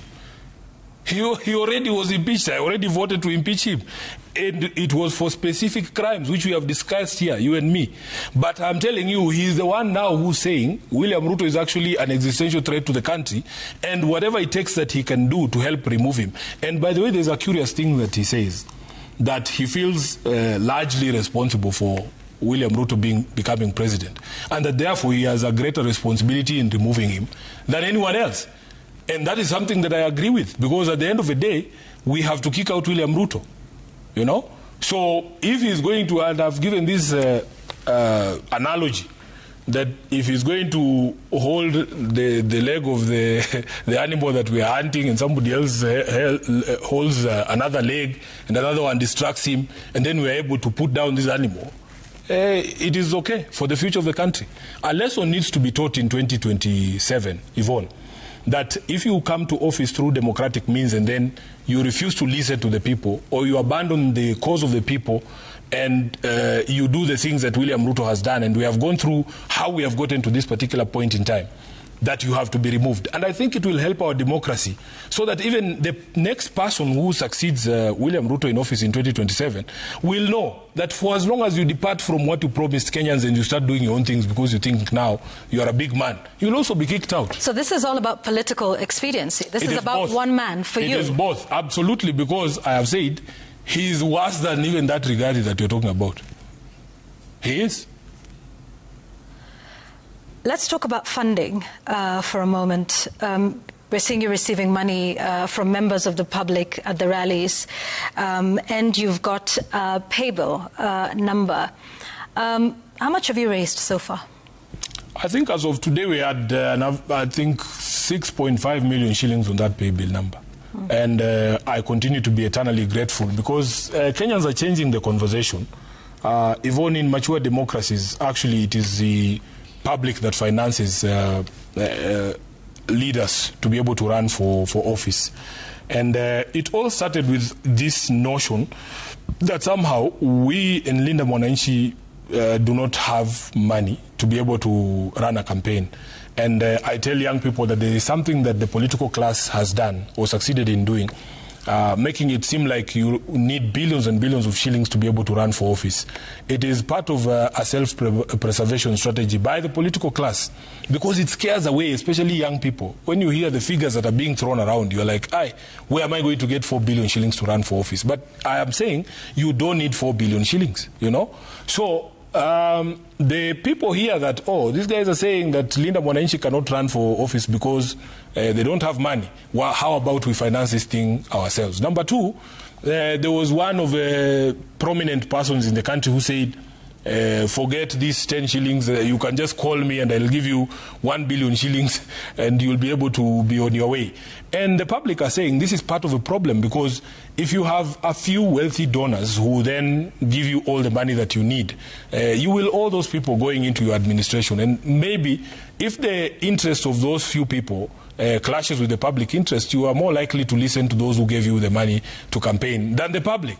So if you want to insulate your leaders, from the corrupting influence of money, you should be able to be the ones to say, we own this candidate. And it has worked in many, many democracies. I remember when Bernie Sanders, the senator in the US, was running for office, and even Barack Obama himself, he received one of the highest small donor contributions for his campaign. So it is an awakening. And I'm telling you, when I went to Western Kenya, and I go to community market, and these mamas in the market are bringing you 50 bob, 10 shilling coins. It was a very emotional moment for me because, first of all, I appreciate that they are going through a very difficult time. And for them to say, we're going to spare whatever it is little we have for you to be able to, for us to be able to support your campaign, it is something that is a very powerful moment for me. And I will never forget. I want to assure the people in all those places in Kiminini, in Kamukuywa, in Chwele, who contributed to us so small amounts, that we will put that money to good use. What are you using the money for? So essentially, Yvonne, on average, Linda Mwananchi spends maybe 2.5 million shillings per meeting that we run. And the expenses are very straightforward. Basically, it's the stage, it's the sound, it's paying the DJs, it's paying security personnel because we need them, and so on and so forth. So that is what essentially campaigning is about. Are you going to account for these monies? Because absolutely. The pay bill you have is very public. How are you going to do that? Absolutely. The good thing with a pay bill is that you can obtain a statement, you know? You can obtain a statement showing money in and money out. Yeah, you know? But then where the money goes to, I'm saying, is that something, because the pay bill is owned by you, to be fair. Yeah, and if the so people what is your accounting mechanism? If the people sending us money, I don't know if you have sent money. No, I have not. Yeah, so it is their money. It is their money, and they are choosing voluntarily to send that 10 shillings to me. If Understood. that mama in Kamukuywa asks me, SIFUNA, where did my 10 bob go, I will explain to them where that 10 bob went. My question is this. No, my question is this, because you have a public pay bill. Yes. You know, you put it up on social media. Yes. What is the method of accountability on that same platform with the same prominence? Do you have a plan that says 6.5 million shillings is here. Yes. How do you plan to do this accounting? Do you want to hang on a second? You can actually show a spreadsheet of your expenditure. Are you going to do a spreadsheet? If the people who have given us the money ask the question? Yes. Thank you. And I would wish you speak about your money, Yvonne. Don't speak about other people's money. No. We're here. We hold this job in public trust. And the questions we're asking are questions by the people. These are not taxes. They may not be taxes, but they are money that is owed to people. And if you were looking at this as a position of leadership, and to act as an example that you say would be different from others who are in office or others who desire the same position, my question to you is, what is your form of accountability? Is it going to be after every county trip?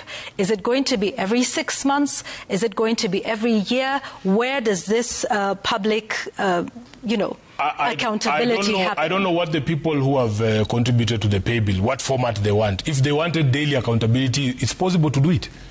If they wanted monthly contributions or monthly accountability, it's possible to do it. So what we've been doing... But what is your method of accountability? Aside from what the people want, do you not feel you have a responsibility from the 10 shillings and the 50 that you're getting? So what is your promise of accountability to them, rather than putting the responsibility on them for asking? At the end of this campaign, at the end of this campaign, we will account for every coin that we have received. We will tell you, on this day, X amount of money was withdrawn, this is what it went to. Because we are not looking for personal enrichment from that pay bill, Yvonne. And we have a responsibility, I agree with you, to the people who are contributing that money, to be able to explain to them that they are able to see this is the work that has been done in terms of... But they understand that they are facilitating this movement to be able to reach as many people as possible. So when you see 2 back-to-back rallies succeed, if, for instance, they look at the sort of... set up in Bungoma and they're saying, no, SIFUNA, that cannot be 2 million. It would be a problem. But you can see, by and large, they know. They can see what sort of setup there is. But knowing so at the end of the campaign, seeing and understanding are two different things. I agree. So at the end of that campaign, when we close that pay bill, we will account for every shilling that was put there. So, should there be any limits to how much campaigns should receive? I don't know. I think there is a law capping how much a campaign can spend, but I don't think that there is any law limiting how much money a campaign can receive. There are operational guidelines that have now gone before the National Assembly. I believe they are with the Committee on Delegated Legislation. They've already received memoranda. There's public participation ongoing on the same. Should those guidelines be passed and applicable in the next election? There is enough time now as compared to last year. Yeah, personally, I've always supported the capping on campaign financing because, as I told you, one of the biggest hurdles to participation, especially of young people and people generally in politics, is the restrictive resources that are required. And you can see that it offers an advantage. Because then you are able to be in more places than your opponent, to be able to do some of those things. If you saw, for instance, the campaigns in Malava and campaigns in Olkalau, it's ridiculous the sort of money that is being spent just on a campaign for one seat. And the question then becomes, what is the plan for the return on investment that is put there? And it can only be one answer, Yvonne. So if those regulations come, of course, I am one of the biggest supporters for capping how much money a candidate can spend. My self-interest, of course, dictates that I support it because I actually don't have that kind of money that I see people spending around in campaigns. So let the regulations come. If a capping is put, we in Linda Mwananchi have always believed in and preached rule of law. We will comply with those regulations. So you say you're funded by the people. Is there any organization, person you would not receive funds from, that you would reject if they offered? Yeah. I think there's these characters whose reputation is known. I don't think that we would accept donations from some of those people. Because we would doubt their motivation, What is your motivation? I said I would rather be indebted to 10 million Kenyans who send me 10 bob each than 2 people sitting and saying we have 5 million shillings each, Because there's always a motivation behind it. And we are hoping for a clean break And that is why we are saying the public needs to insulate some of these movements from that corrupting influence of money. So you would also tell the public you received 10 shillings from... I have publicly refused to take money from someone, Yvonne. Okay. I said it. So why are you asking me a question that you know? I have said publicly, there's someone who offered me 1 billion shillings and I told him to keep it. Is former President Uhuru Kenyatta funding your campaign? No, he's not. Have you spoken to him? I speak to him because he's the party leader of Azimio. I do speak to Uhuru. Yeah, and he's a friend to, was a friend to the late Prime Minister, Raila Odinga. So when you run into him, you talk to him. Ama, you will avoid him. So he's not funded? No, he's not. Does he make any other contribution of any kind? No, maybe just encouraging us.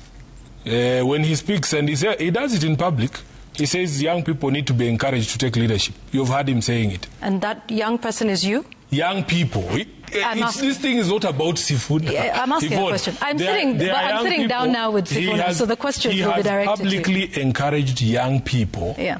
I am 44 years, by the way. I doubt that he's even talking about people like me. He's talking about the young people aged below the age of 35.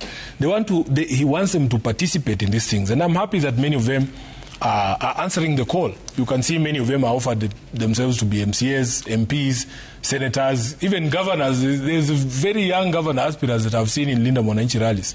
And that is what he's been encouraging them to do. Has he encouraged you in the Linda Mwananchi movement? I'm already in leadership. Yeah, but... I am already a senator. So you don't need any more encouragement? No, we don't need more encouragement. We want these people who don't participate in politics to participate, who view this thing as something in the abstract or something that is beyond them, to realize that there is need for them to involve themselves in politics. And I think that's what he's been saying. Does he provide you with any strategy? No. None at all? No. Okay. Yeah. So any conversations you have are about... Would you care to share? Those are my private conversations with Uhuru. Unless you want to join the next meeting, Yvonne, you can come and sit in and listen. Let's take questions now from members of the public regarding this one. And this is about your plan going forward. Yes. Let's take a look at it now. It's a bit of a long one, but bear with us. It came via SMS. Debt to GDP ratio is 67%, and that's excluding pending bills and the effects of PPPs, which are both disguised as debt. The real ratio is over 70%. It is not enough to say, vote for us because the other guys are bad. But do they have an economic blueprint for the country, or have they at least started thinking about it? Yeah. So I think this viewer, I didn't see the name there. They might have joined the conversation late. I told you that tomorrow morning we are having a meeting with a team of experts in different things because we have narrowed down some of the main concerns that Kenyans have to fixing healthcare, the education system, to be able to give an environment or provide an environment where there can be investment and therefore creation of jobs across multiple sectors, and also how we are able to manage debt and government expenditure going forward. So we will have a blueprint, which we are calling a platform, that we will offer to Kenyans, and it is going to be a product of proper thinking. It's not just something you wake up and do. Secondly, I think he missed a bit where we said we acknowledge that there could be knowledge gaps because, as you know, I am a lawyer, yes, and I am more, adept at discussing these conversations that we had in the beginning.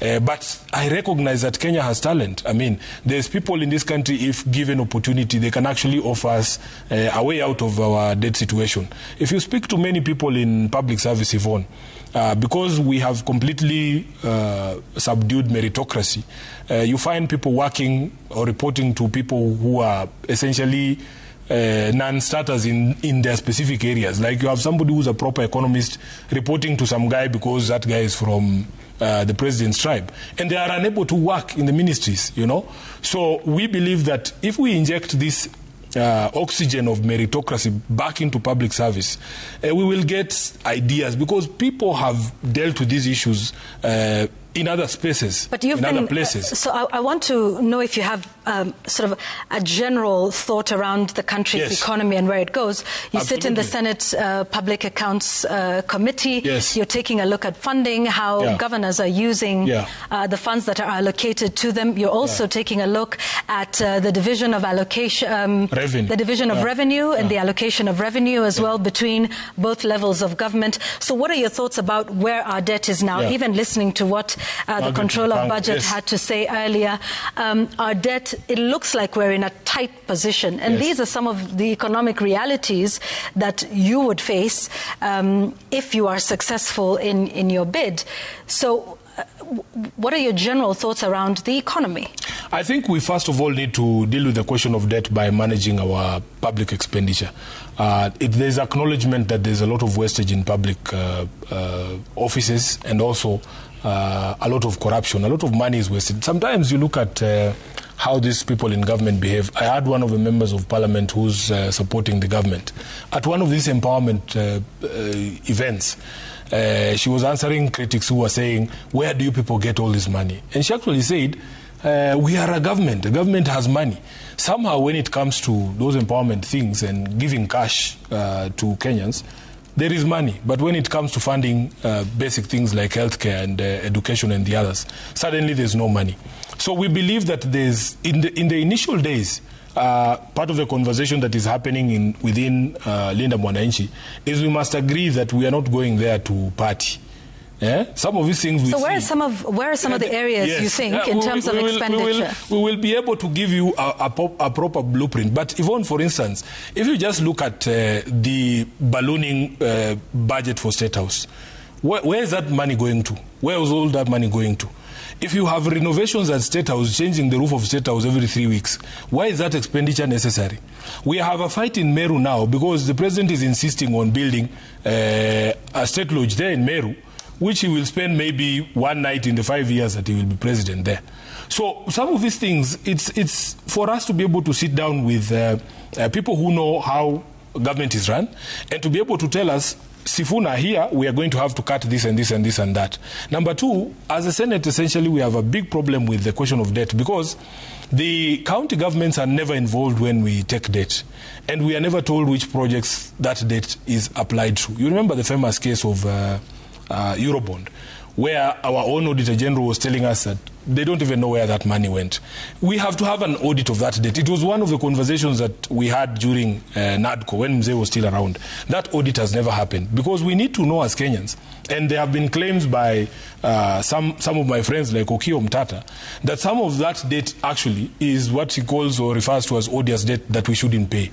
But their national government is the only one that with the mandate to take this debt, they spend it the way they want, but we all have to pay for it.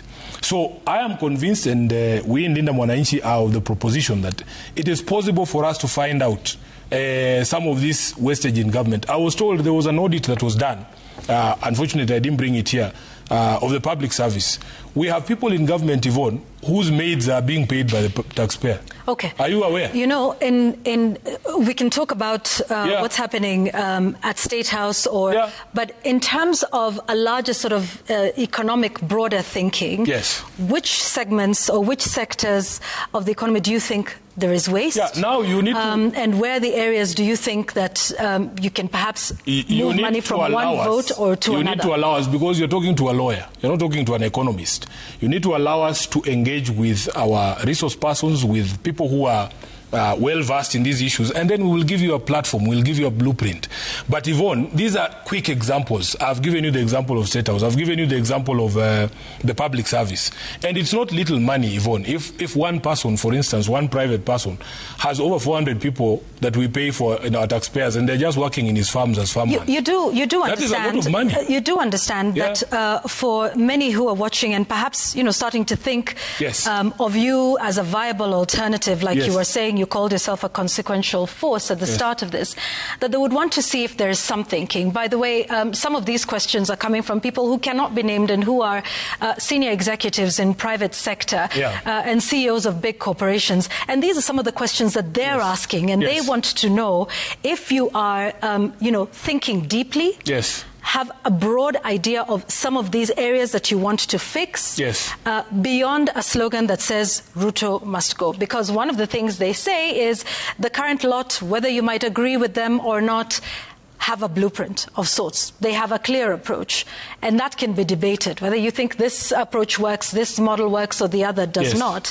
But it's wanting to see whether there is a proper thinking about what happens if you are able. And that is understandable. And that is understandable. To beat the incumbent. One of the things that we started, when we started this conversation, I told you that we want a leadership that can agree that there are areas where they might be blindsided, because I've told you I'm not an economic expert.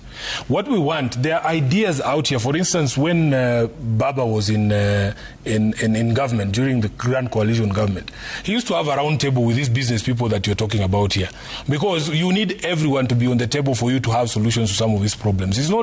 We are not looking for a president who knows everything or who knows it all. We are looking for someone who can accept that, yes, there are people who know more than I do, and we are willing to sit down with them to be able to proffer solutions to this country. You are saying that they prefer this other lot because this other lot has a blueprint. No, not that they prefer them. They say they are the incumbent and they have one. I didn't talk about preferring. You have asked your question. These business people themselves are the ones telling us that the economic policies, for instance, the taxation regime that has been imposed on them by the Ruto administration, is running them out of business. They are the ones who are telling us those things.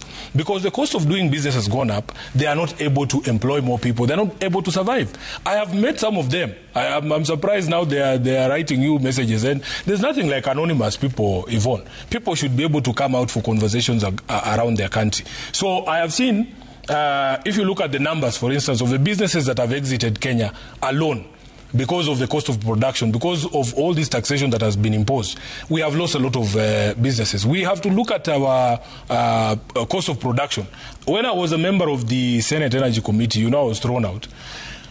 We had an inquiry into why electricity is expensive in this country. So, for instance, if you look at the region generally, Kenya is selling a kilowatt at 33 shillings per kilowatt hour.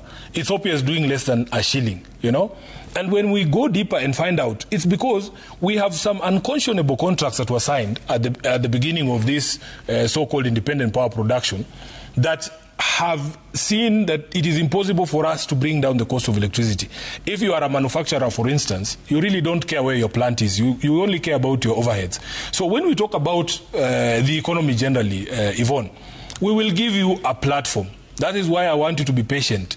I've just told you we are having a meeting tomorrow at 7:30 with part of this team, and we'll grow that team to be able to give you a document. By the time we go into the election, we should have a clear plan on what we're going to do. But overall, there's no one who wants to see Ruto in office a day extra because of the things that we've discussed this evening. Let's take another question now. For this one is, healthcare is devolved. We've all seen the struggles that the healthcare workers go through. Kindly ask SIFUNA why he's not addressed the issues, especially in Nairobi County, where we suffer perennial salary delays. Currently, the county workers have a fake medical cover under SHA. What will he do about it? Finally, what does he suggest as a permanent solution to these challenges in healthcare? I think even when those questions are sent in, Yvonne, you need to be fair. Because it is not possible for anyone to say that I have not addressed the question of healthcare workers in Nairobi. Every single time, I think I wish I would print out the Senate answer for you to see how many times we've raised the question of UHC workers, CHPs, the medical cover of our health workers in Nairobi. I have raised this issue over and over in the Senate, and the record will bear me witness, because part of the problem has been that the government has not been honoring what we call those collective bargaining agreements. And it is a problem that has persisted for a very long time. So whenever those CBAs come up for renewal, and governors will always run and say, oh, we don't have the resources to be able to implement. We just passed this year 8 billion Kenyan shillings for the absorption of those UHC workers. But the governors are telling us that they can't absorb those UHC workers on permanent and pensionable because we passed that 8 billion as a conditional grant. And we believe they are running away because the flip side of that argument, Yvonne, is this. When you come to the conversation, for instance, about pending bills, we in the Senate are so frustrated, and Nairobi, of course, has the biggest, amount of pending bills. We in the Senate are so frustrated that over and over again, governors do not want to pay these pending bills, to the extent where we feel like we need to tie these monies down and tell them that this is specifically for payment of pending bills. But then they say we are micromanaging them. So when they come to the Senate and tell us this money for UHCs, if you put it as or together with the equitable share, then we will absorb them in permanent pensionable. The Senate is very reluctant to do that because we have seen that previously money that is not ring-fenced is applied for other things other than the purpose for which it was intended. So, and then of course there is always the excuse that is given by the governors about late exchequer releases. And this is one of those things that we have fought as a Senate. You've heard us complaining that we pass something called a disbursement schedule, which should offer some degree of predictability to counties as to when they're going to receive their monies. But the National Treasury never follows that disbursement schedule. And you have seen us put John Badi to task and to President William Ruto to explain to him that the National Treasury is not a national government treasury. It is supposed to serve both levels of government. When you hear reports from the control of budget, for instance, that again, institutions that you don't want me to mention, like State House, 9 months into the financial year, they have already exhausted maybe 80-90% of their budget. And yet, when you speak to governors, they're saying they are 2-3 months behind in remittances. The reason why these workers go unpaid for a long time, they claim that the governor's claim is because of late exchequer releases. And many county governments have had to engage private banks to be able to get money for salaries for their workers so that nobody goes unpaid. And then when the exchequer releases come, they're able to reimburse those loans. So it is a difficult conversation in healthcare. We have had conversations with facilities. Our county hospitals are owed a lot of money. But when you speak to the president, you get the sense that for him, the success of SHA is how many people have registered. And we're telling him, this is not a national registration bureau.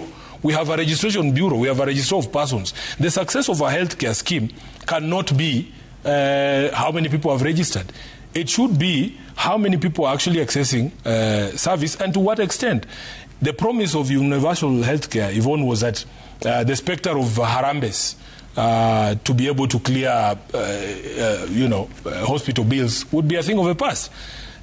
Do we still have Harambes for those things? Yes, we do.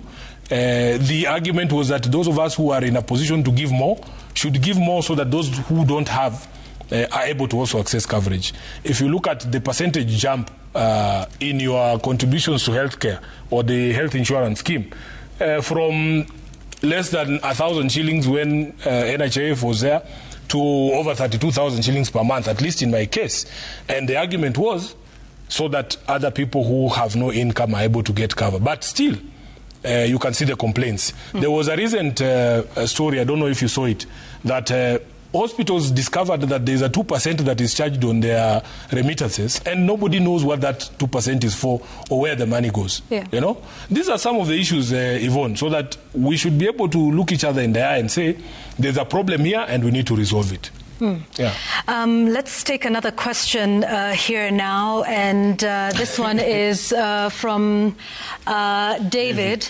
And David is asking, the current lineup appears to be overwhelmingly made up of men.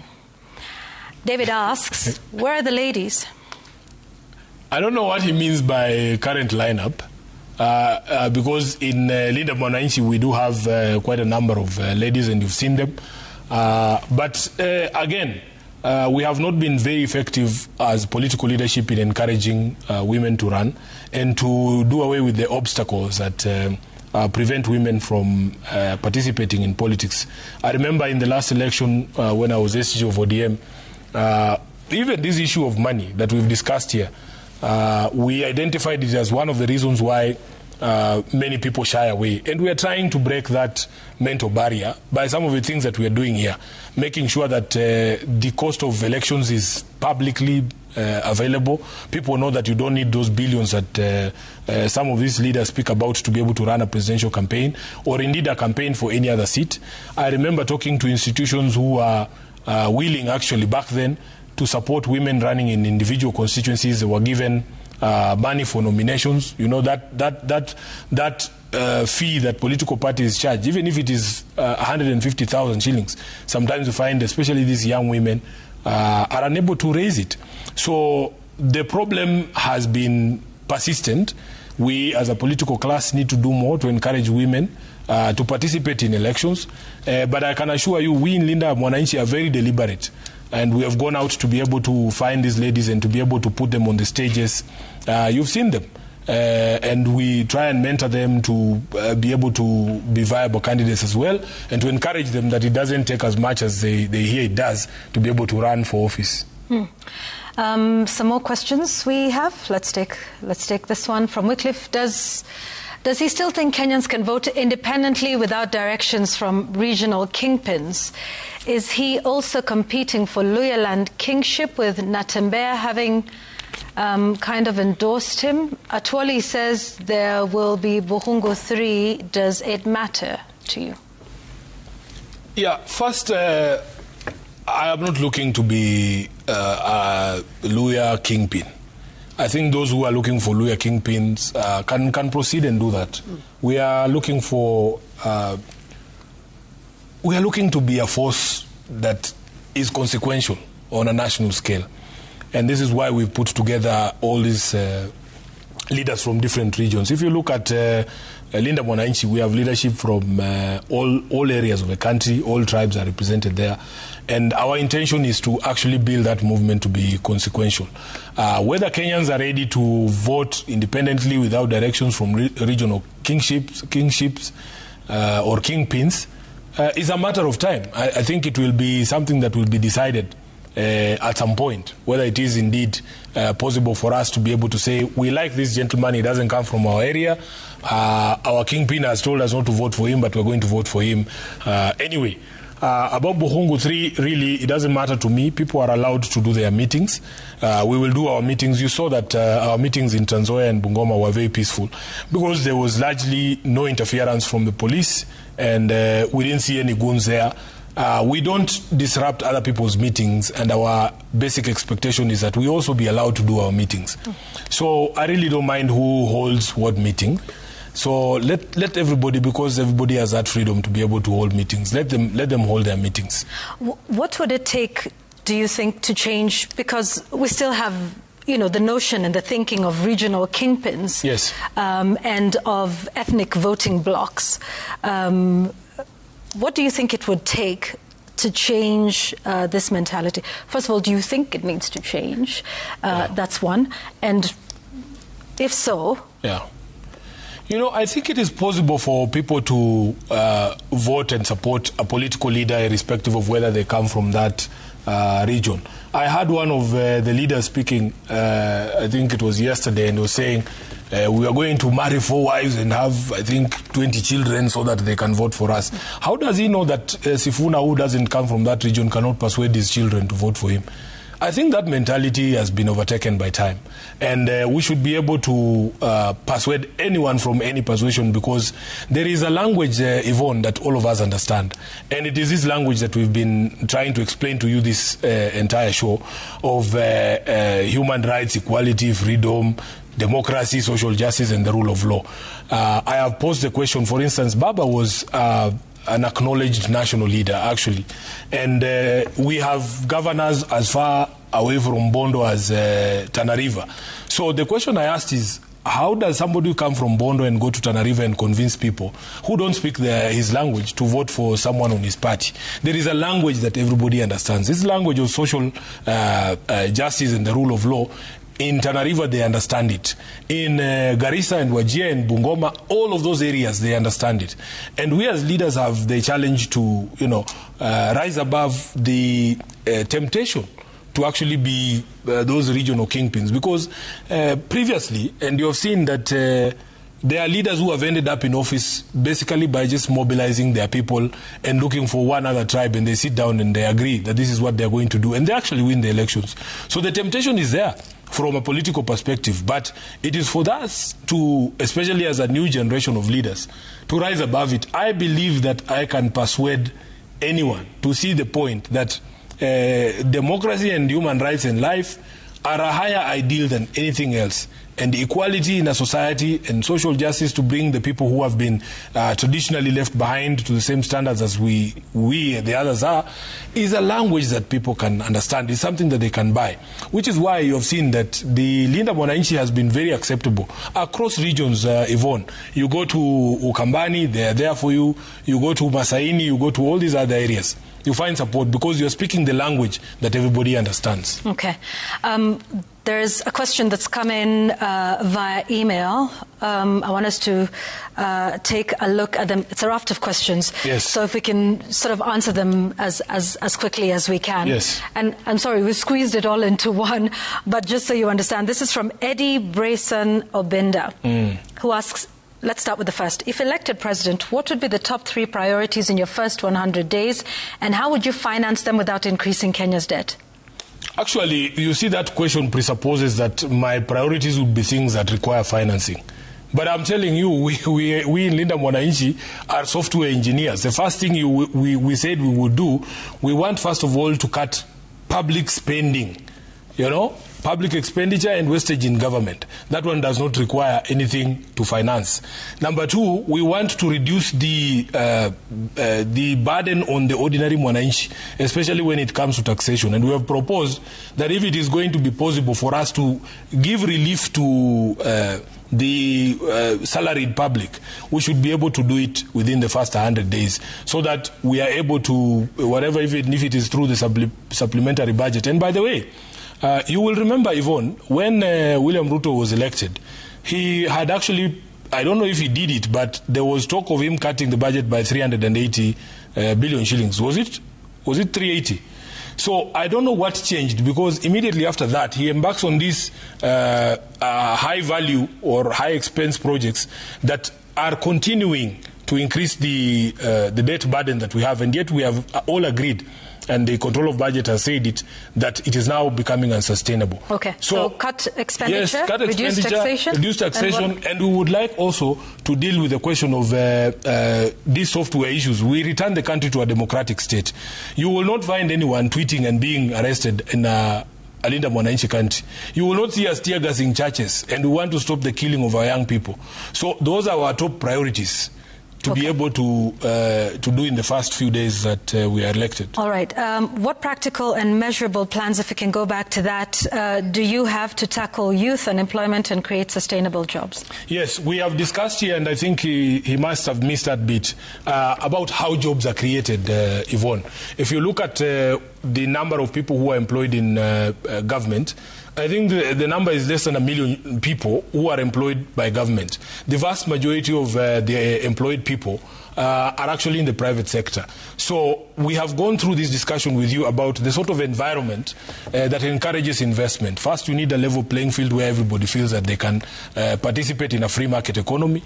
You need to look at the overheads, including the taxation, the cost of production, cost of electricity, cost of land, sanctity of title, rule of law, because it affects what is it called? It affects investment decisions.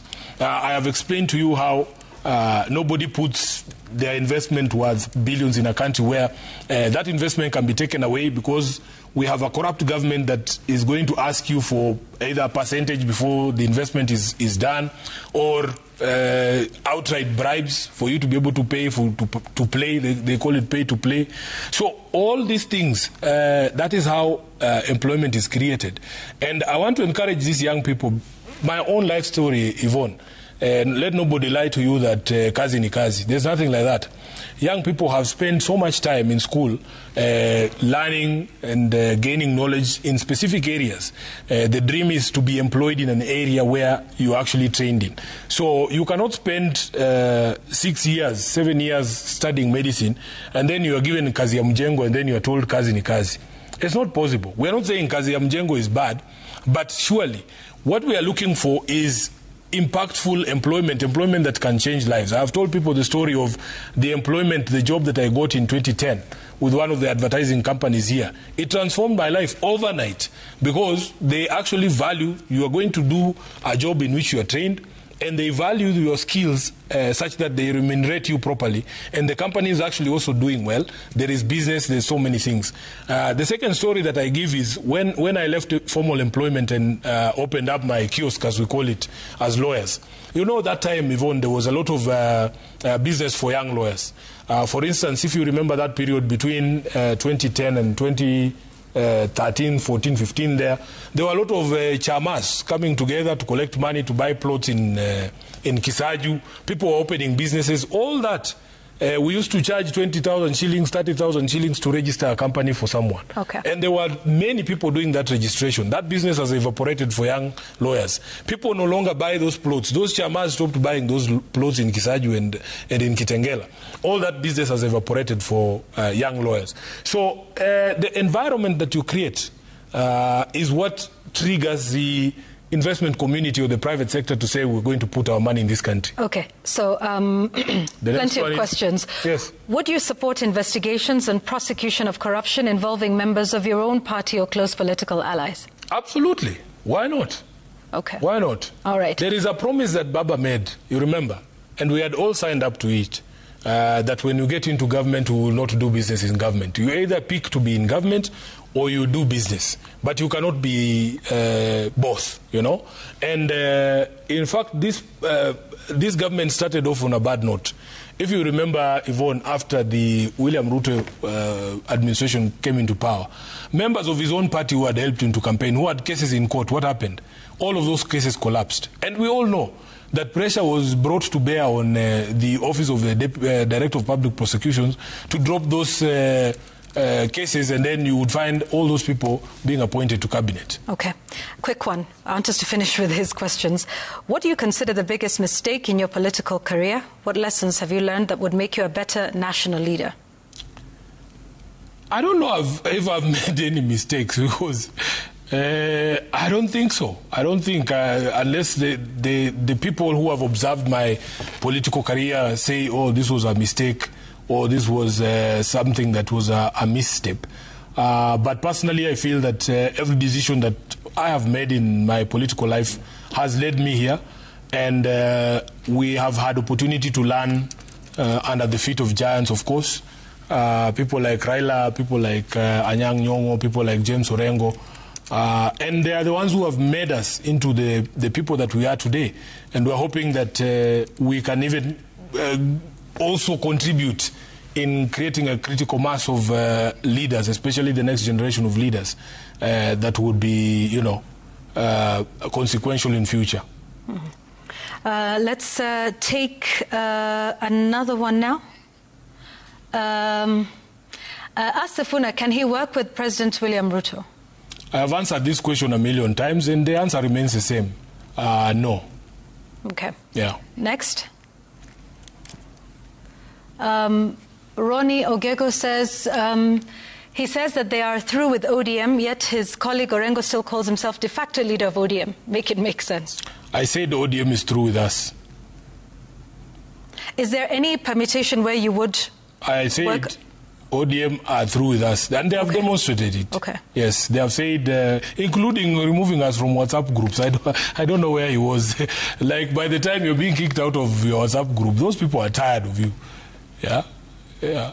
So Linda Mwananchi is completely separate from ODM? Yeah, we are. Okay. Yeah. Will it be a party? We are hoping so. We are hoping that we will be. Yeah. Is there any relations with other units and other formations, such as the Renaissance Party? No. No. Yeah. Okay. Members of Linda Mwananchi, have told you, come from different parties. You have seen members of Wiper Party there, haven't you? Yeah, you've seen members of Wiper Party. The MP for Kaiti is elected on Wiper. The MP for Mavoko, the Honorable Patrick Makau, is from Wiper. So is this, are you looking at a coalition? As I said, Linda Mwananchi is a movement, and now the pressure is there for us to be able to morph into something a bit more concrete, organized, and structured. And that is a challenge that we've taken up because we come from different political backgrounds, and people have to deal with certain realities of their politics in their areas. But for those of us who ODM says we are persona non grata, we have to find a way to advance our politics some other place. I mean, that's the political reality. Okay, let's take another one. This says, Danson Mukile in Washington. In real Kenyan politics, they say there are no permanent enemies or friends, but only permanent interests. Do you believe in this? No, I don't, actually. I actually don't. There's people who... because by the time somebody is putting you in a grave, that's your permanent enemy. You will never have opportunity to have conversations with him.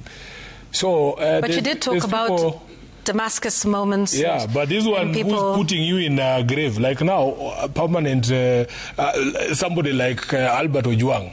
When will he ever have a conversation with William to see if they have permanent interests? It's not possible, you know? Okay, let's take another. Samuel, when is the next Linda Mwananchi rally and where? Yeah, I think we are looking at going to Homa Bay and then possibly Meru because now I've told you how much money we have and you will ask me to account for it. So we have some good money to be able to do those two rallies and then we'll take it from there.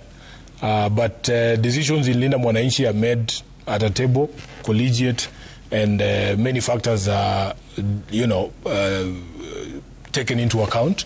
How we move and where we go to next is very deliberate. So just be patient. The viewer who asked that question will be able to announce the next calendar of events by the end of the week. Okay. Yeah. When we started this, you said not to focus on the issue of positions and what you would be running for. Yes. Do you still want to run for Senate of Nairobi? Let's cross that bridge when we get there. I don't know why you're in a rush. Because I've told you there's decisions to be made, and those decisions are not SIFUNA's decisions alone, you know. We have to carry our people along. I've been very grateful to these leaders because, there was a time, Yvonne, when nobody wanted to be around me because immediately they see you with me, there are grave consequences to be suffered. But people are becoming bolder and coming out. I want to thank people like the Honorable George Natembea. It's not as I explained at home. It's not like I am better than him or he can make a good president.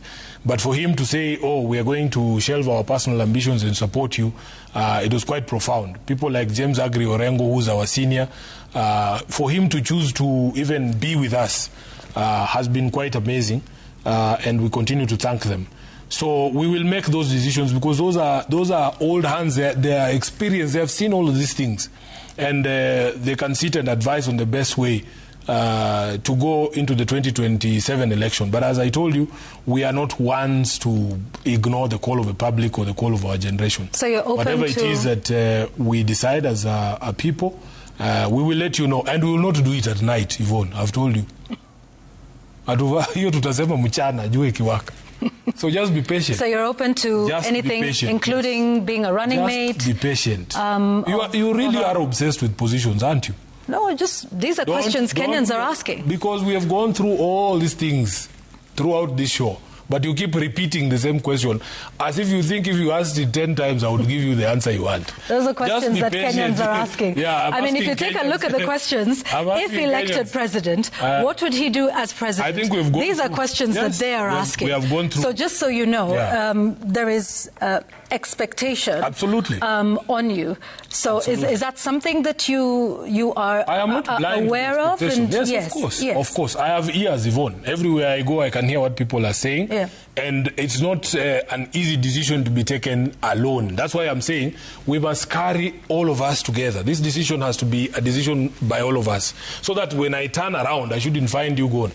That's the reason why we're saying, give us time to be able to do the things that we've discussed here, the things that need to be done, to be able to give you that economic blueprint that you wanted, to have conversations with experts in the area, the businessmen and the others, for you to get a clear plan on what exactly we're going to do from day one. But overall, we have gone through some of the issues that we believe we can address even immediately.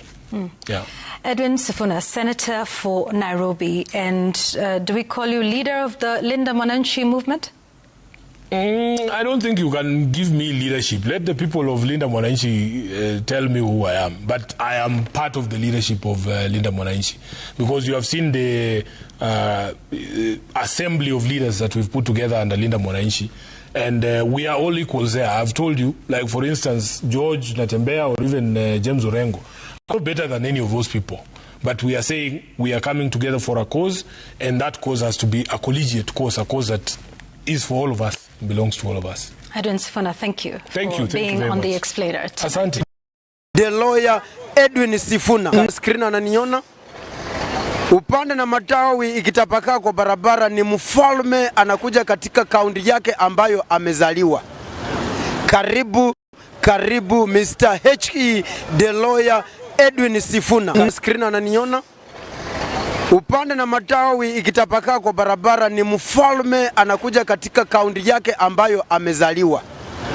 Karibu Mr. HE, the lawyer EDWIN SIFUNA. Niona. Upande na matawi ikitapakaa kwa barabara ni mfalme anakuja katika kaunti yake ambayo amezaliwa. Karibu Mr. HE, the lawyer EDWIN SIFUNA. Screen ananiona. Upande na matawi ikitapakaa kwa barabara ni mfalme anakuja katika kaunti yake ambayo amezaliwa. Karibu Mr. HE, the lawyer EDWIN SIFUNA. Screen ananiona.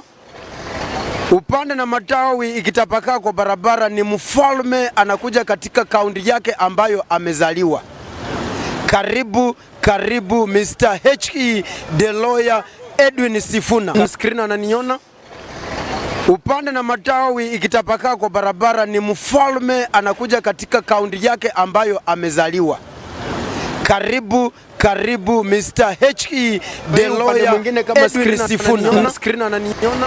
Upande na matawi ikitapakaa kwa barabara ni mfalme anakuja katika kaunti yake ambayo amezaliwa.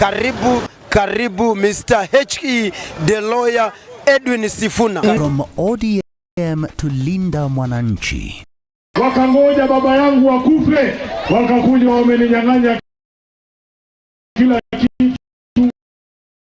A new movement, a new mission. What's next for EDWIN SIFUNA? Vijana wameniambia leo kwa SG ninaenda kwa HE. Has the outspoken Nairobi senator turned a new political page?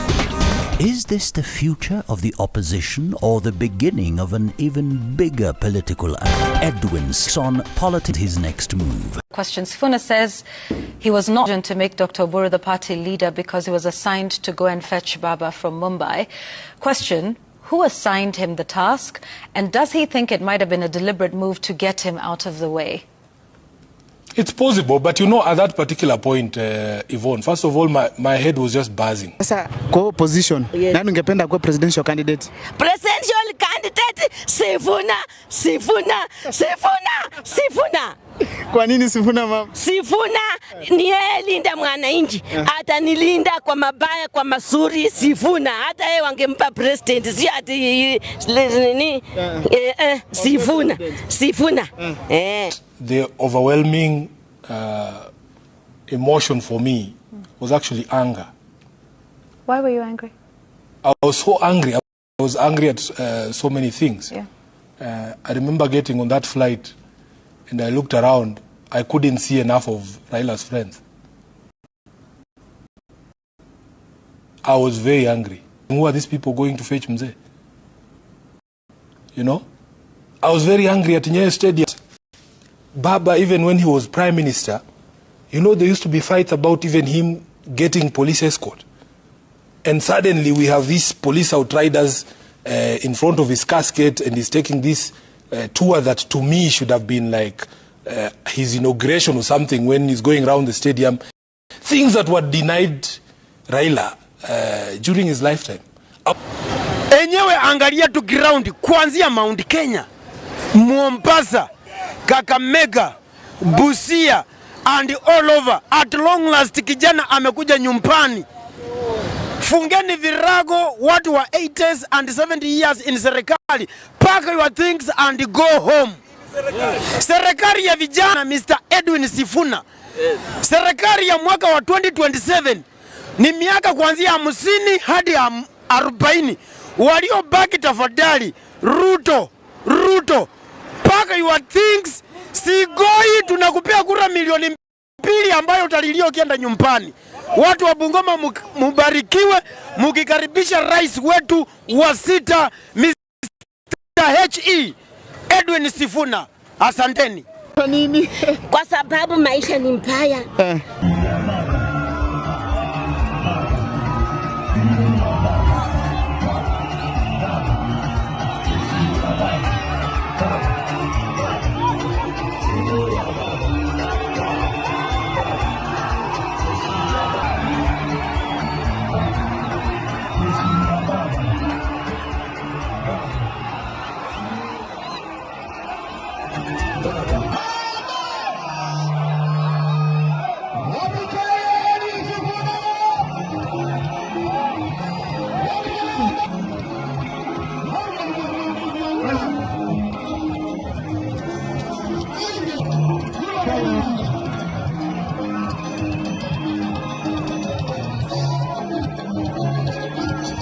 Hii upande mwingine kama screen ananiona, upande na matawi ikitapakaa kwa barabara ni mfalme anakuja katika kaunti yake ambayo amezaliwa.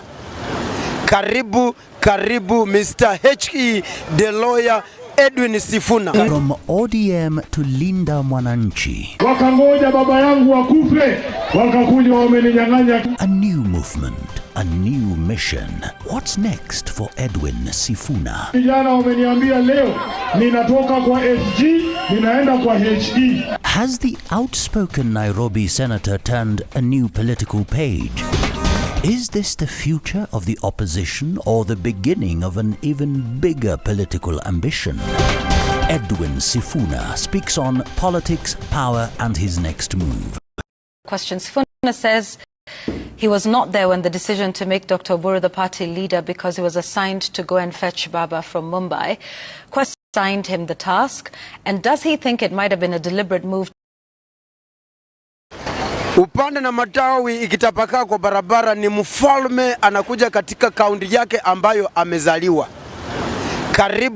Karibu Mr. the lawyer EDWIN SIFUNA. From ODM to Linda Mwananchi. Wakangoja baba yangu akufe, wakakuja wameninyang'anya kila kitu. A new movement, a new mission. What's next for EDWIN SIFUNA? Vijana wameniambia leo ninatoka kwa SG ninaenda kwa HE. Has the outspoken Nairobi senator turned a new political page? Is this the future of the opposition or the beginning of an even bigger political ambition? SIFUNA speaks on politics and his next move. Question. SIFUNA says he was not there when the decision to make Dr. Oburu the party leader because he was assigned to go and fetch Baba from Mumbai. Question, who assigned him the task, and does he think it might have been a deliberate move of the way? It's possible, but you know, at that particular point, Yvonne, my head was just buzzing. Sasa kwa opposition, nani ungependa kuwa presidential candidate? Presidential candidate SIFUNA. Kwa nini SIFUNA mama? SIFUNA kwa mabaya kwa masuri SIFUNA. Hata yeye wangempa president, si ati nini SIFUNA. The overwhelming emotion for me was actually anger. Why were you angry? I was so angry. I was angry at so many things. Yeah. I remember getting on that flight and I looked around.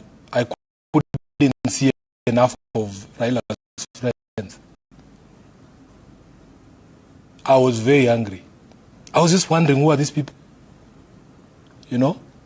I was very angry at Nyayo Stadium. Baba, even when he was Prime Minister, you know, there used to be fights about even him.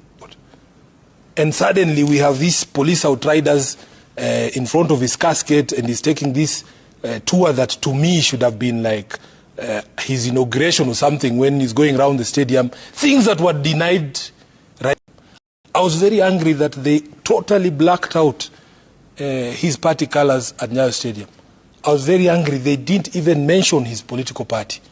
I was angry because we used to drape coffins of people, me and Mzee, in party colors. They didn't allow us to drape his coffin in party colors. They were telling us we were not even going to speak in Bondo. You know? That's why I was dressed the way I was dressed. I didn't know I was going to speak in Bondo.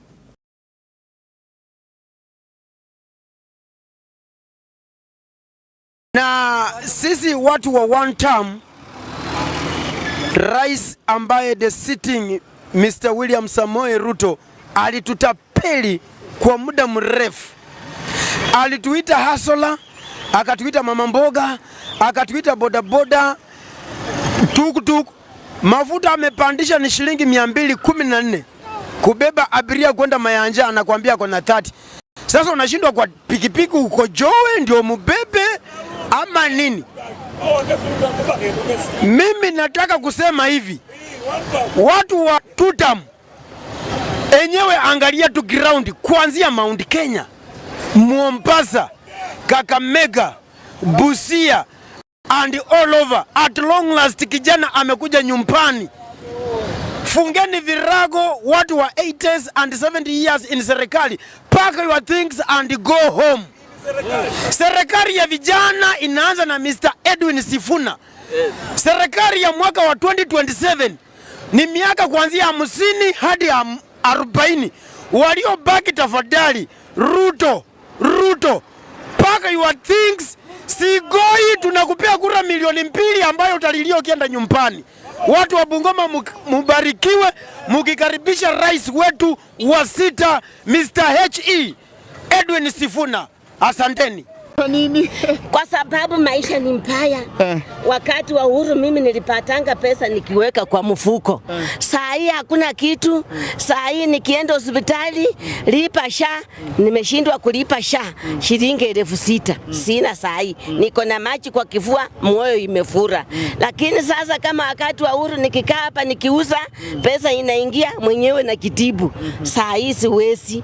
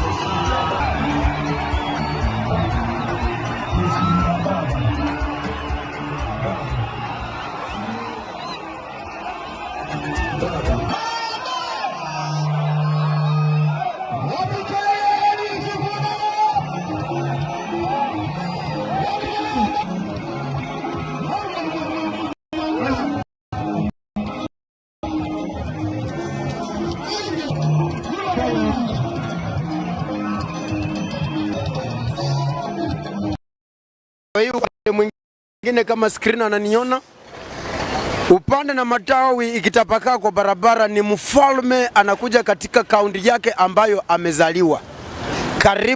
Karibu Mr. the lawyer EDWIN SIFUNA. From ODM to Linda Mwananchi. Wakangoja baba yangu wakufe, wakakuja wameninyang'anya kila kitu. A new movement, a new mission. Move to get him out of the way. It's possible, but you know, at that particular point, Yvonne, first of all, my head was just buzzing. Sasa kwa position, nani ungependa kuwa presidential candidate? Presidential candidate SIFUNA. Kwa nini SIFUNA mama? SIFUNA ni yeye linda Mwananchi. Atanilinda kwa mabaya kwa mazuri SIFUNA. Hata yeye wangempa president, si ati nini? SIFUNA. The overwhelming emotion for me was actually anger. Why were you angry? I was so angry. I was angry at so many things. Yeah. I remember getting on that flight and I looked around. I couldn't see enough of Raila's friends. I was very angry. I was just wondering, who are these people going to fetch Mzee? You know? I was very angry at Nyayo Stadium that Baba, even when he was Prime Minister, you know, there used to be fights about even him getting police escort. And suddenly we have these police outriders in front of his casket, and he's taking this tour that to me should have been like his inauguration or something when he's going around the stadium. Things that were denied Raila during his lifetime. I was very angry that they totally blacked out his party colors at Nyayo Stadium. I was very angry they didn't even mention his political party. I was angry because we used to drape coffins of people, me and Mzee, in party colors. They didn't allow us to drape his coffin in party colors. They were telling us we were not even going to speak in Bondo. You know? That's why I was dressed the way I was dressed. I didn't know I was going to speak in Bondo.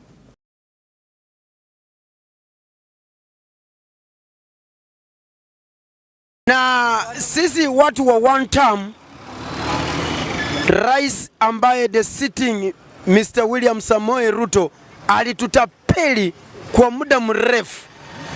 Alituita hasola, akatuita mama mboga, akatuita bodaboda, tukutuku. Mafuta amepandisha ni shilingi 214. Kubeba abiria kwenda Mayanja anakuambia kuna 30. Sasa unashindwa kwa pikipiki uko Joe ndio mubebe ama nini? Mimi nataka kusema hivi, watu wa tutam enyewe angalia tu ground kuanzia Mount Kenya, Mombasa, Kakamega, Busia and all over. At long last kijana amekuja nyumbani. Fungeni virago watu wa 80s and 70 years in serikali. Pack your things and go home. Serikali ya vijana inaanza na Mr. EDWIN SIFUNA. Serikali ya mwaka wa 2027 ni miaka kuanzia 50 hadi 40. Waliobaki tafadhali, Ruto, pack your things. Sigoi tunakupea kura milioni 2 ambayo utalilio ukienda nyumbani. Watu wa Bungoma mubarikiwe mukikaribisha rais wetu wa 6 Mr. EDWIN SIFUNA. Asanteni. Kwa sababu maisha ni mbaya. Wakati wa uhuru mimi nilipatanga pesa nikiweka kwa mfuko. Saa hii hakuna kitu. Saa hii nikienda hospitali lipa SHA, nimeshindwa kulipa SHA shilingi 6,000. Sina saa hii. Niko na maji kwa kifua, moyo imefura. Lakini sasa kama wakati wa uhuru nikikapa nikiuza, pesa inaingia mwenyewe na kitibu. Saa hii siwezi.